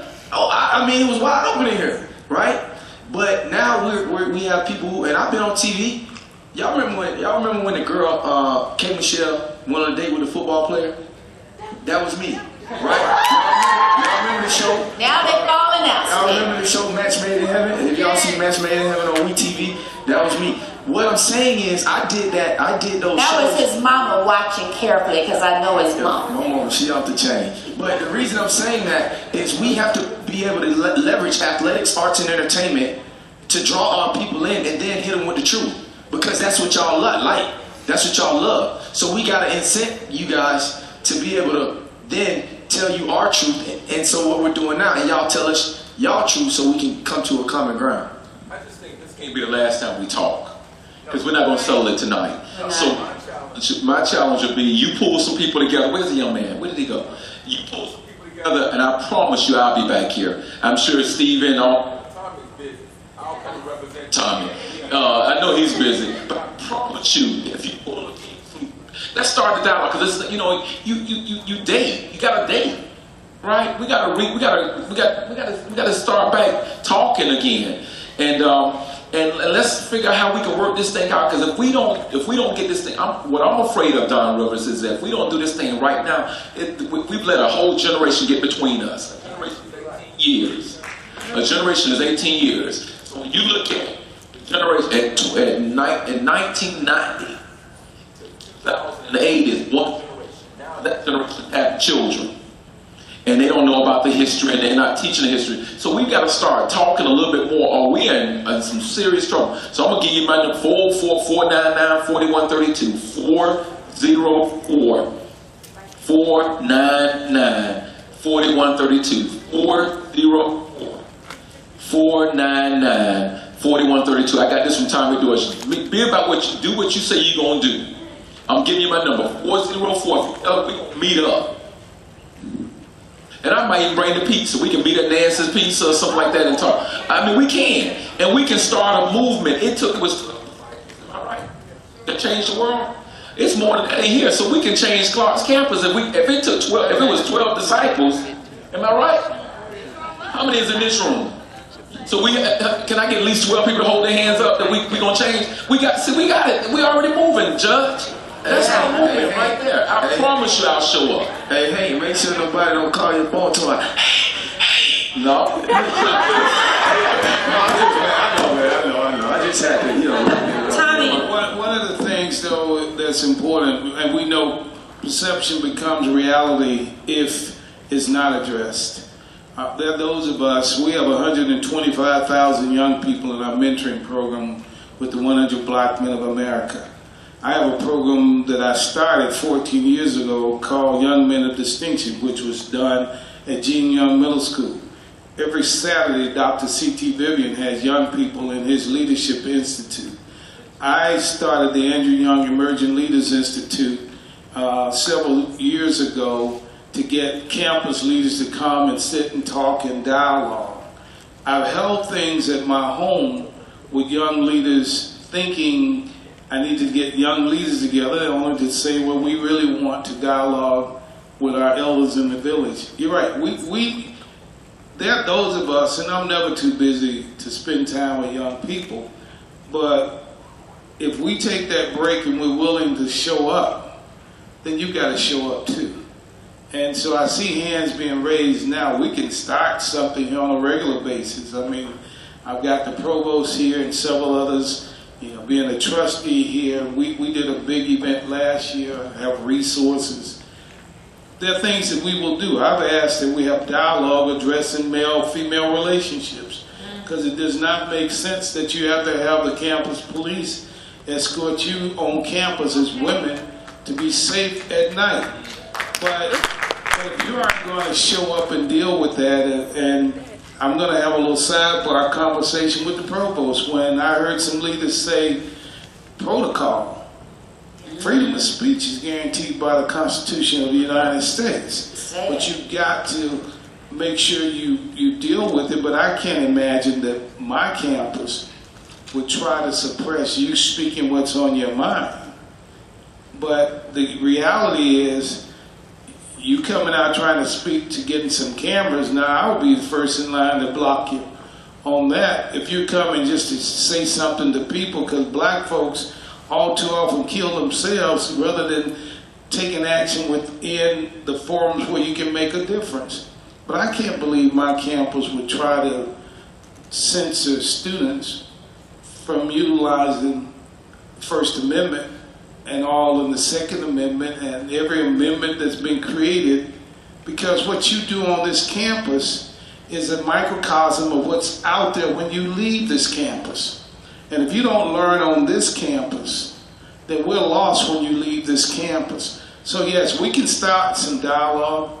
Glenda, as a matter of fact, we do a session called Call to Manhood, Call to Womanhood. We do. And we lock the doors and we go behind the doors. And I can guarantee you, if we started, my sister here and several others will come and sit, because we know the burdens you carry. That's true. But the same thing for men. But if we bring the folks over and we're willing to take the time to sit in the room and start the process, then you've got to be willing to take a few steps to come in the room and share what's on your mind. And we will fund it. We will give you the support. And there are a lot of things we will do. So with that, if you're going to challenge, we're willing to accept the challenge. But I assure you, if it weren't for the elders in my village, I wouldn't be where I am today. And money is not important to me. It's the future of the folks who follow me. And I sacrifice and put up that time. I've been in, at this point, in the last 2 weeks, I've been in 7 states, talking to my people, working in communities, and will continue. We have a program, and then I'm going to get off of this. We have a program with the U.S. Justice Department called the Over-Incarceration of the Black Male. And we're trying to address that everywhere. I've been to Chicago twice at the home of Minister Farrakhan, because folks can say what they want. There's not another organization that has a better reclamation of formerly incarcerated black males than the Nation of Islam. And we stay separated because we don't want to be seen. And let me tell you, Minister Farrakhan, a Winston-Salem State University graduate, is a phenomenal leader. I know how to filter out stuff I don't believe in, but I'm not going to keep that from us sitting down. And we have to learn that as leaders. Martin and Malcolm had their differences, but then you watch Selma, when Malcolm X showed up, it was like, you can deal with Martin or you can deal with me. Well, if it's as true as it said it was, but also remember, ladies, all of those men had powerful women on their side, not behind them. So we have to have the partnerships working together. Because of the time, my young daughter, you're going to have to be the last. But let me just say this to you. Okay. Oh, okay. Everybody will ask them. Thank you. All right, Trey's getting me in trouble because Trey gave me instructions. Okay, that would be cool. Everybody, we're going to do rapid fire questions, and then we're going to answer. Is that good? Because I was feeling bad about saying you were the last one. Thank you, Mr. Chair. That works. Yes. Okay. Hi, my name is Tia Bolden. I'm a freshman biology major from Houston, Texas, and I wanted to know, what advice would you give to young women like myself who may be going through challenges in college and in life in general to remain focused and focus on their purpose of why they came to college? Okay, that's good. We got that one. We're gonna get all the questions and then we're gonna answer them. All right. Thank you. Hi, my name is Brianna Meg. I am a sophomore from Indianapolis. early childhood education major. My question is, how comfortable are you with failure? Okay, I'm making notes. How comfortable are you with failure? Yes, go ahead. Good evening. My name is Trey Obi. I'm a fashion design major sophomore from Detroit, Michigan. And my question is, how do you, utilize technology to reach youth that may have the stagnant mindset that they can't help others or be more than they can be? So how can we use technology to motivate others to help you? Particularly. Yeah, gotcha. Okay. Good evening. My name is Jabri James. I'm a freshman here at Clark Atlanta University, and I serve as the woman of the new era of my freshman class council. And I remember you stated, Mr. Thomas, you said find your passion. And my question is, what if we, especially as freshmen, feel as though we have not found our passion yet? Is that okay? And what would you recommend we do to find our passion? Okay. I need to give you my book. Just joking. Good evening. My name is Talia Ferguson. I'm from Atlanta, Georgia. I'm a freshman and I'm majoring in biology. And I enjoy writing poetry and I enjoy speaking publicly about issues in my community. So I always find myself having to filter myself because I don't want to offend others. So my question is, you being a leader, how do you go about getting your message across without offending others? Okay, got it. Hello, my name is Layla Lee. I'm a graduating senior theater arts major here at Clark Atlanta University. And my question is, as leaders, what advice could you give us, the 90s baby era, to lead today's kids so they won't be left behind? Okay. All right, so we start off with the question my young daughter asked about what advice you give to you as a young woman as you are navigating the situation here on campus and beyond. All right. For me, my recommendation would be to get yourself a mentor, someone who you can align yourself with or see yourself with in the future. You can mirror that person that you can be there. They can be your soundboard that you can reach out to when you're facing adversity, and they can give you that feedback. And my recommendation is to find someone who may be a young professional, and that's my best advice, is because they will be a little bit more relatable to what you're going through in the era in which you're going through those challenges, if that makes sense. So finding someone who may be new to corporate America or the film industry, whatever your industry is, find a mentor and use that person to get feedback from or use as your sounding board. That would be my comment. Well, my advice to you is you talk about staying focused. Just understand you're on your job now.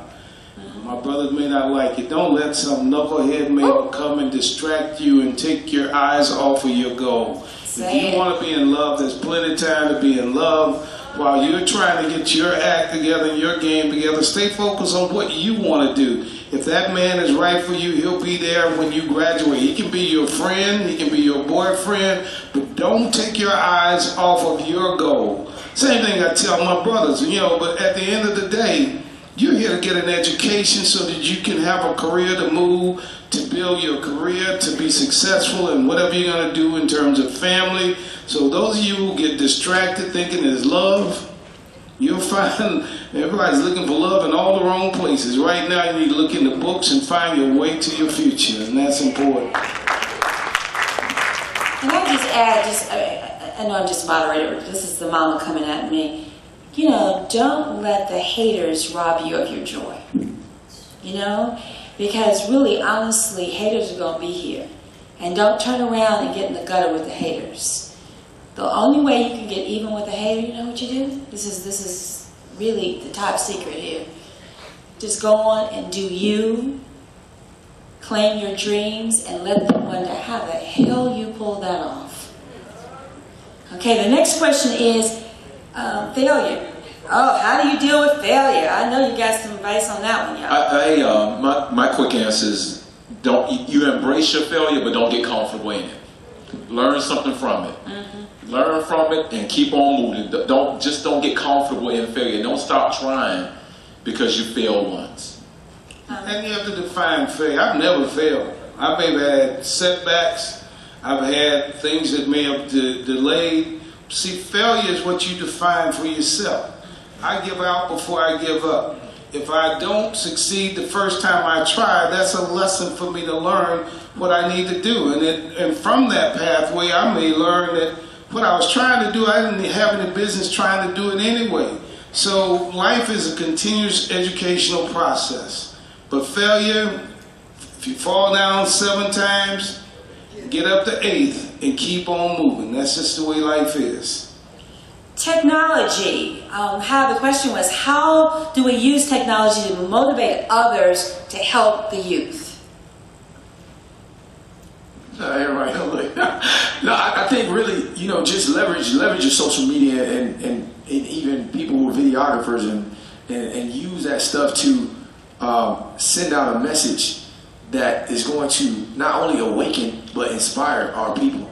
Because I think that's what we get a lot of messages that have a lower vibration. And so we're always attacking the lower chakras instead of the higher chakras.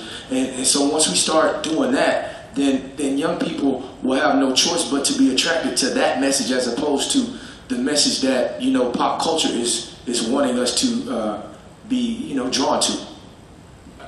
I will say that my career took off more since Facebook and all this stuff because I was no longer local. I became international, right? So it's how you get your message out there. I started befriending people and so most of my gigs, Tommy, come from people who see me on social media. Don't be afraid of it. Just use it the right way, just like you talked about earlier. You're not going to find any profanity. You ain't going to find me throwing on no gang sign, nothing. And so people know that when they, click on my 3 pages. So I've embraced technology. I sell more books online than when I go to an event, right? So it could be, technology is really your friend. Y'all got so many more options out there. I always say, it's crazy because black kids, black young people, we come up with all these ideas and we don't patent them and master on them. When you look at Forbes real quick, Forbes richest list, you see Bill Gates, now you see Amazon in the front. Right now you see Warren Buffett, then you see Mark Zuckerberg, you see the Koch brothers, the Walmart family and all of that, Bloomberg. Then you go to richest African American, you see Oprah Winfrey, Michael Jordan, Jay-Z and Beyonce, combination and all that. Go back to the richest America. How did they acquire their wealth? IT, real estate, social media, all kind of different things. Go back to the richest African American, how they acquire their wealth? Finance and entertainment. Athletics and entertainment. White kids don't wake up and want to be LeBron James. They woke up and want to be Arthur Blank. They don't want to play the game. They want to own the game. They want to own the game. And you all give them an idea. When we start sagging Wall Street and Madison Fifth Avenue, take on our ideas and steal them and go and make billions on it. Y'all got to start using technology for you as your friend. Quit giving away your stuff. Quit giving it away. You all come up with ideas. I promise you, almost dance, music, science. We give away our strength. Good advice. The question was, how do you find your passion? How do you find your passion? I know I found my passion through my gifts. We all do something better than somebody else in this room. You gotta find out what that is. There's something that you do better than somebody else that the Creator gave you. You gotta unpack that. See, if you don't unpack it, then you lose it. So for me, I found my passion because through football, I was able to play a game and love a game that didn't love me back. See, NFL stands for niggas for lease. They used to sell slaves, now they lease them. And that's why Colin Kaepernick is going through what he's going through. Because the system's showing you that it wasn't about anything except economics to them.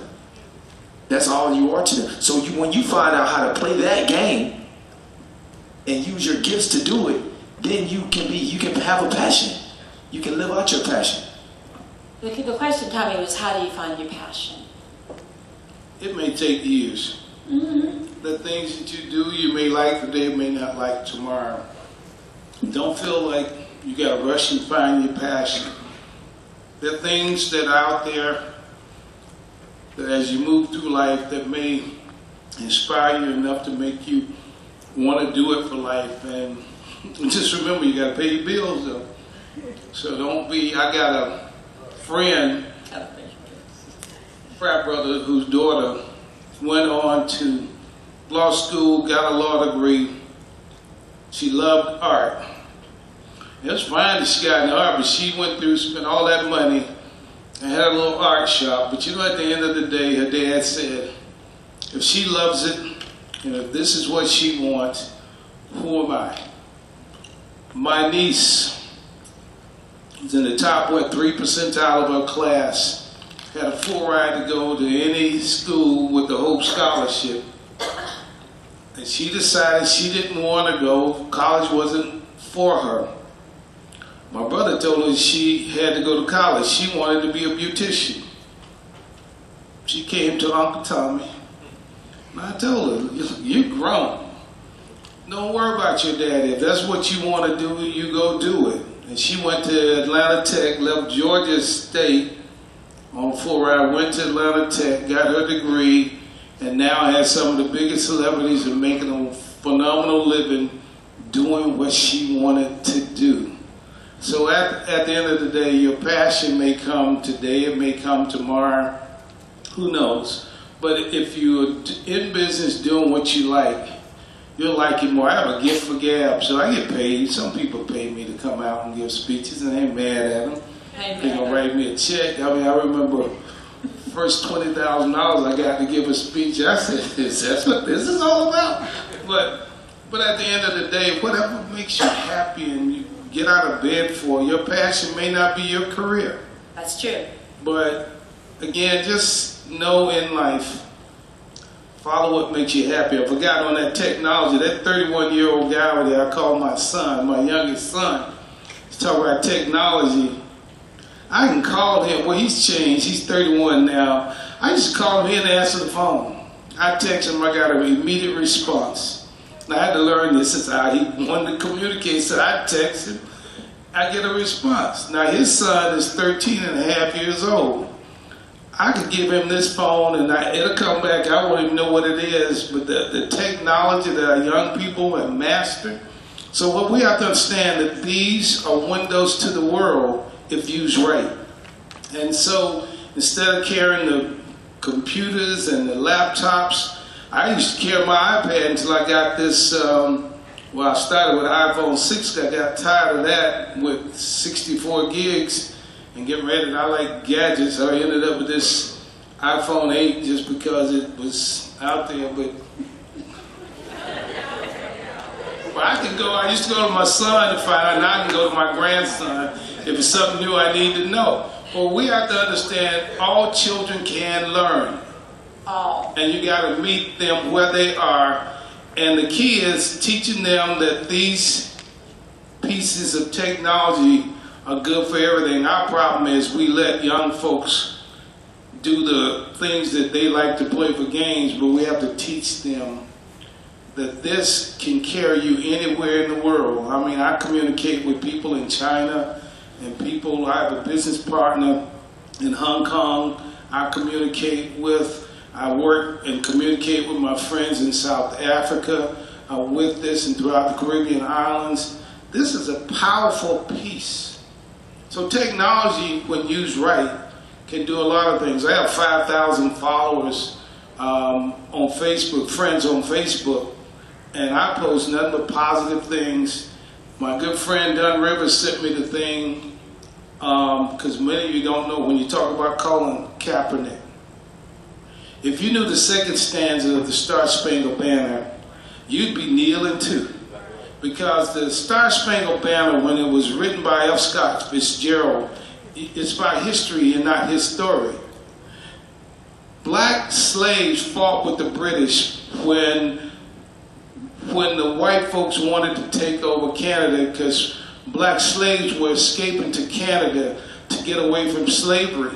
And so when the Americans, really the real Americans are the Native Americans. All these folks talking about go back to where you ought to be. Well, the Native Americans owned this country. It wasn't discovered, but black slaves fought with the British because once they made it to Canada, it was a safe haven. And so F. Scott Fitzgerald being angry, if you read the second stanza, it was pretty much about us slaves and demeaning us. So why would you stand for a, quote, national anthem that really was written against you. So you need to know the truth. Do your research. You're here on campus. And if you look at the other articles, if you're talking about respecting the flag, of course that guy that called president put his hand over his heart. He wants everybody else to. Well, anyway, so much for that.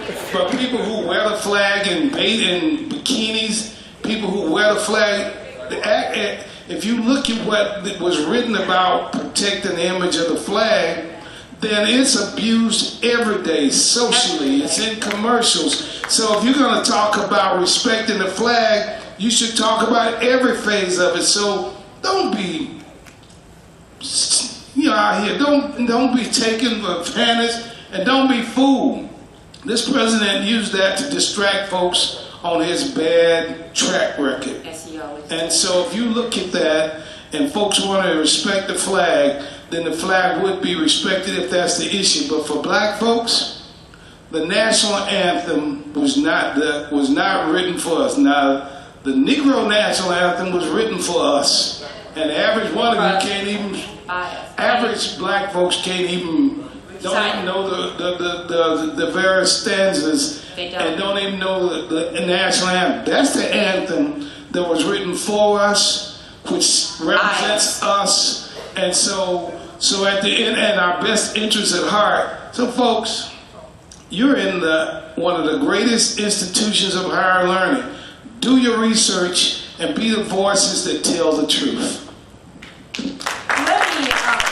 me give you a footnote and a homework assignment. Elaine Jones, I just happened to be there Sunday, and what a blessing. I was at Friendship Baptist Church Sunday, and Elaine Jones was the Women's Day speaker. I hope they posted it somewhere. This is one of the most profound speeches I have ever heard anywhere in my life, and that says a lot, because I've heard a lot of good people. And Tommy, to your point, she talked about the historical timeline of when it was written, why it was written, what it said, and the fact that the author of the Star Spangled Banner national anthem literally was related by marriage to the judge in the Dred Scott decision. And so the correlation, and she kept doing this overlay of all these things that were happening along this timeline historically. And so if you can get your hands on that, Elaine Jones was the director of the Legal Defense Fund of the NAACP, which Thurgood Marshall had been in his early career. And then Jack Greenberg, and then she was appointed and served in that position for many years. Powerful, powerful sister. So I just want to throw that out for homework assignment. And while you're at it, go back and look at that second stanza. And I agree with Hank completely. The colony is going to go down in history as a hero. People despise Muhammad Ali for the stand that he took against the war, but then he became a hero. And this is, you're right, he is going to be the new generation of heroes. The last question we had before I got off on my footnote for homework, that's the teacher mama in me.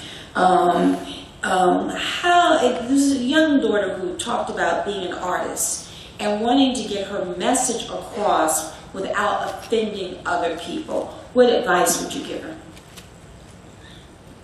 Well, I offend a lot of people with some of the things I say, but I still speak all over the world because I don't tell people to think like me. I just want you to think like me. Because my thing is, some of the times the most thought-provoking things that someone says that you might think is in the right field will challenge your mind to then open yourself up to a new perspective. Because it's all based on your frame. That's just your perspective. Your perspective is given, or truth is given between your environment and your exposure.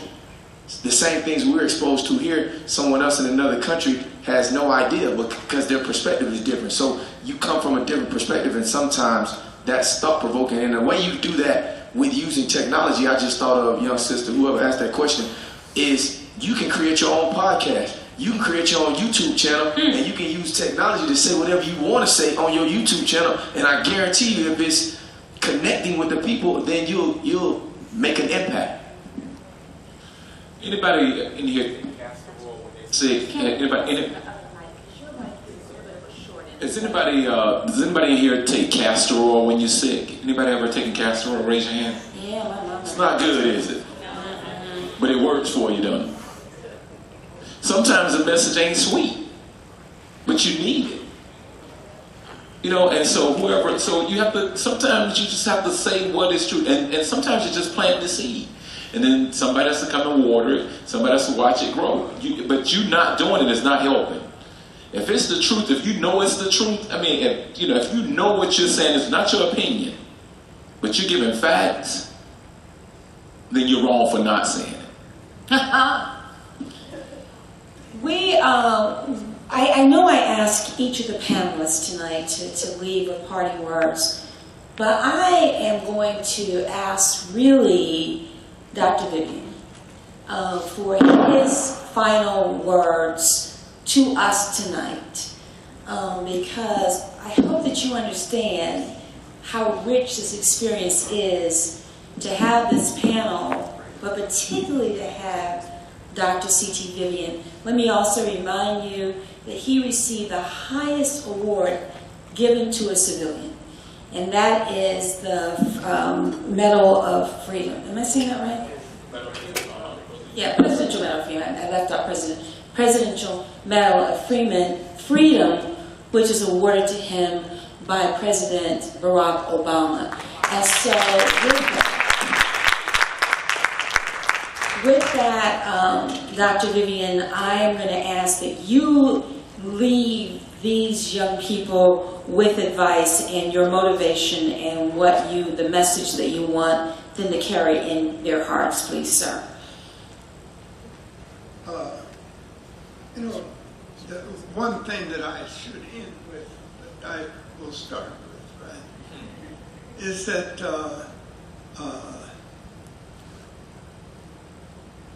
no matter what happens to you,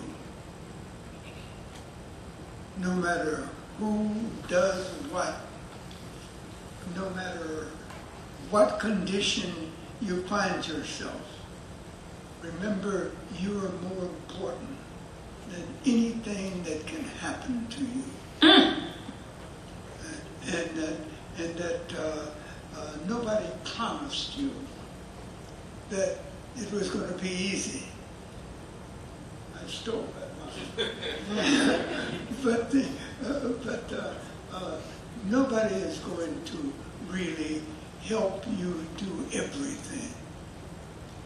Don't expect anything out of the life around you, but you expect to help them, right? Life is really not made by what you can snatch, but it is made out of what you can give. All right? Is that that's about all I really have to say.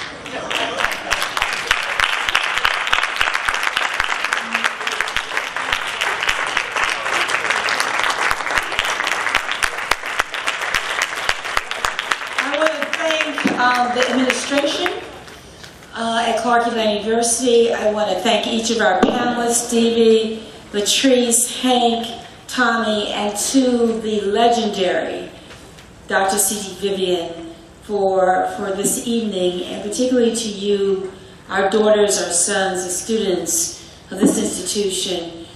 We thank you for your time tonight. We thank you for being here. We hope that you have enjoyed this, that you have benefited from it, that you've grown from it. And so with that, I will turn it over now to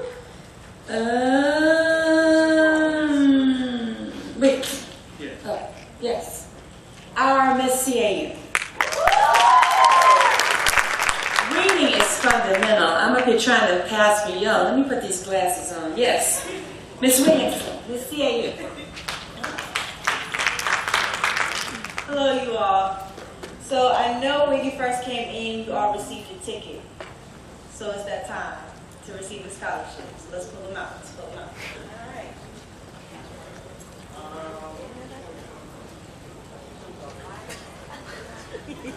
They say high or low, so be ready.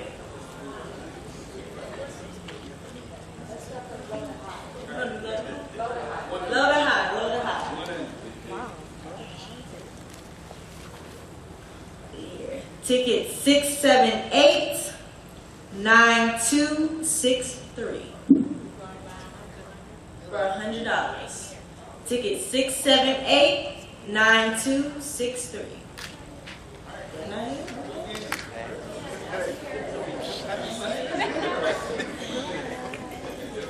Okay, next. Ticket 678-9202. Oh, we have a winner. Let's clap for her.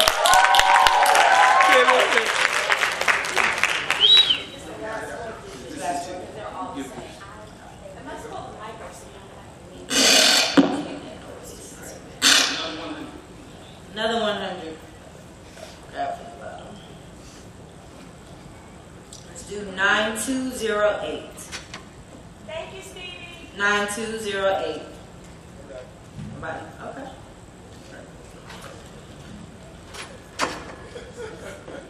$9160. That's you? Okay.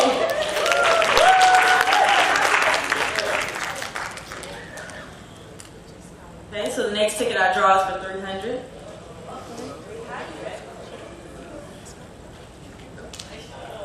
$9260. $9260. Nope. Okay.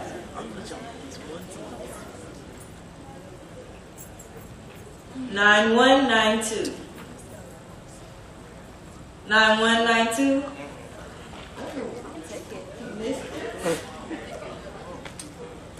$9177. $9177. $9227. Oh, wait, that's me. I'll give you 3, but keep going. Oh, okay.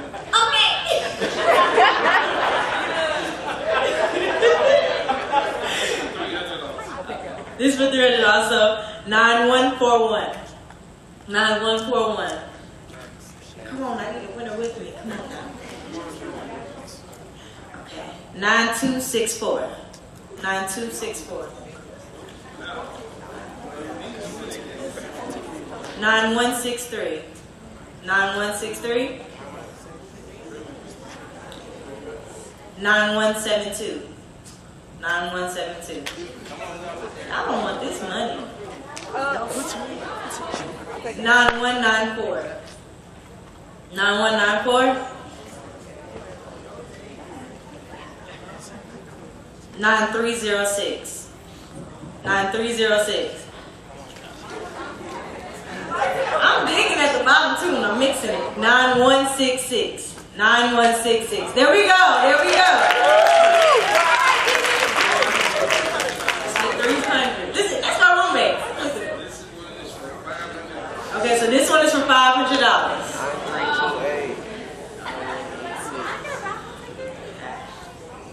9144. 9144. 9215. That's you?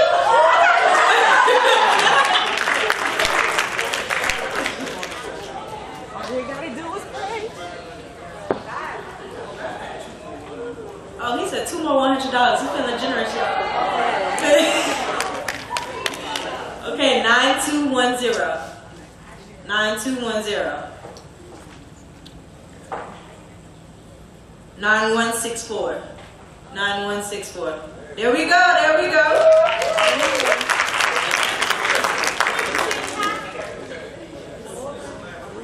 It's the last 100. 9243. 9243. 9199. Woo! Here we go. 9199.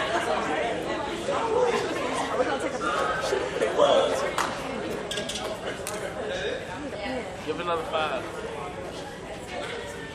I want to thank all of you for turning out this evening. Let's give the panel another hand.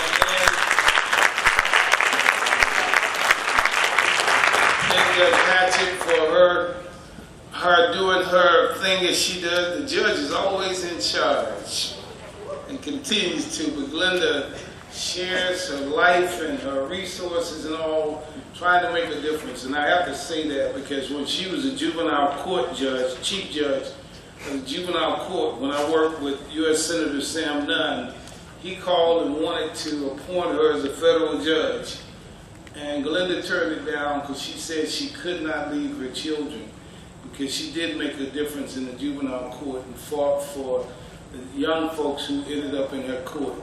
So that's real leadership. Instead of taking an appointment for life, she decided to keep working. Of course, she's not hurting, because we got the Judge Hatchett show as a result of her not doing there, and the productions, and she's, what channel are you on now?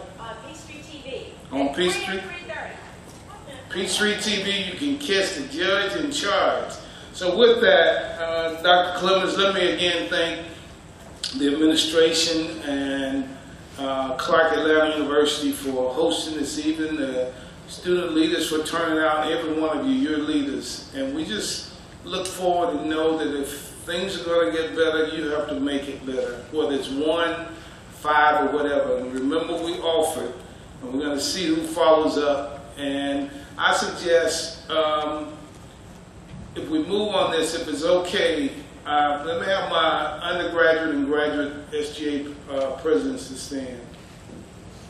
Now, I'm going to challenge you to work with and make sure the commitment we made happens. The forum, the other things we're going to do, I'm going to ask if you will work with our 2 leaders to make sure they'll have all the numbers, and we'll look to have the gathering, how often you want to do whatever we need to do. And then we will work also, I'd love to have the Call to Womanhood and Call to Manhood forums. We will do the other forums as we talk about how we build and rebuild the village. So we'll do that, and we'll make sure that when we sit down, the elders in the village and not so older in the village, but we'll sit down and begin to have that dialogue and spread the word, because we understand we got to where we are because we had caring adults, and I assure you, I know more people who care than don't. And those who don't care, we don't have any time for them. And so just understand that's the way we operate. So thank you. And so Dr. Clemens, I'll turn it back over to you. No comment. I just want to ask before and ask.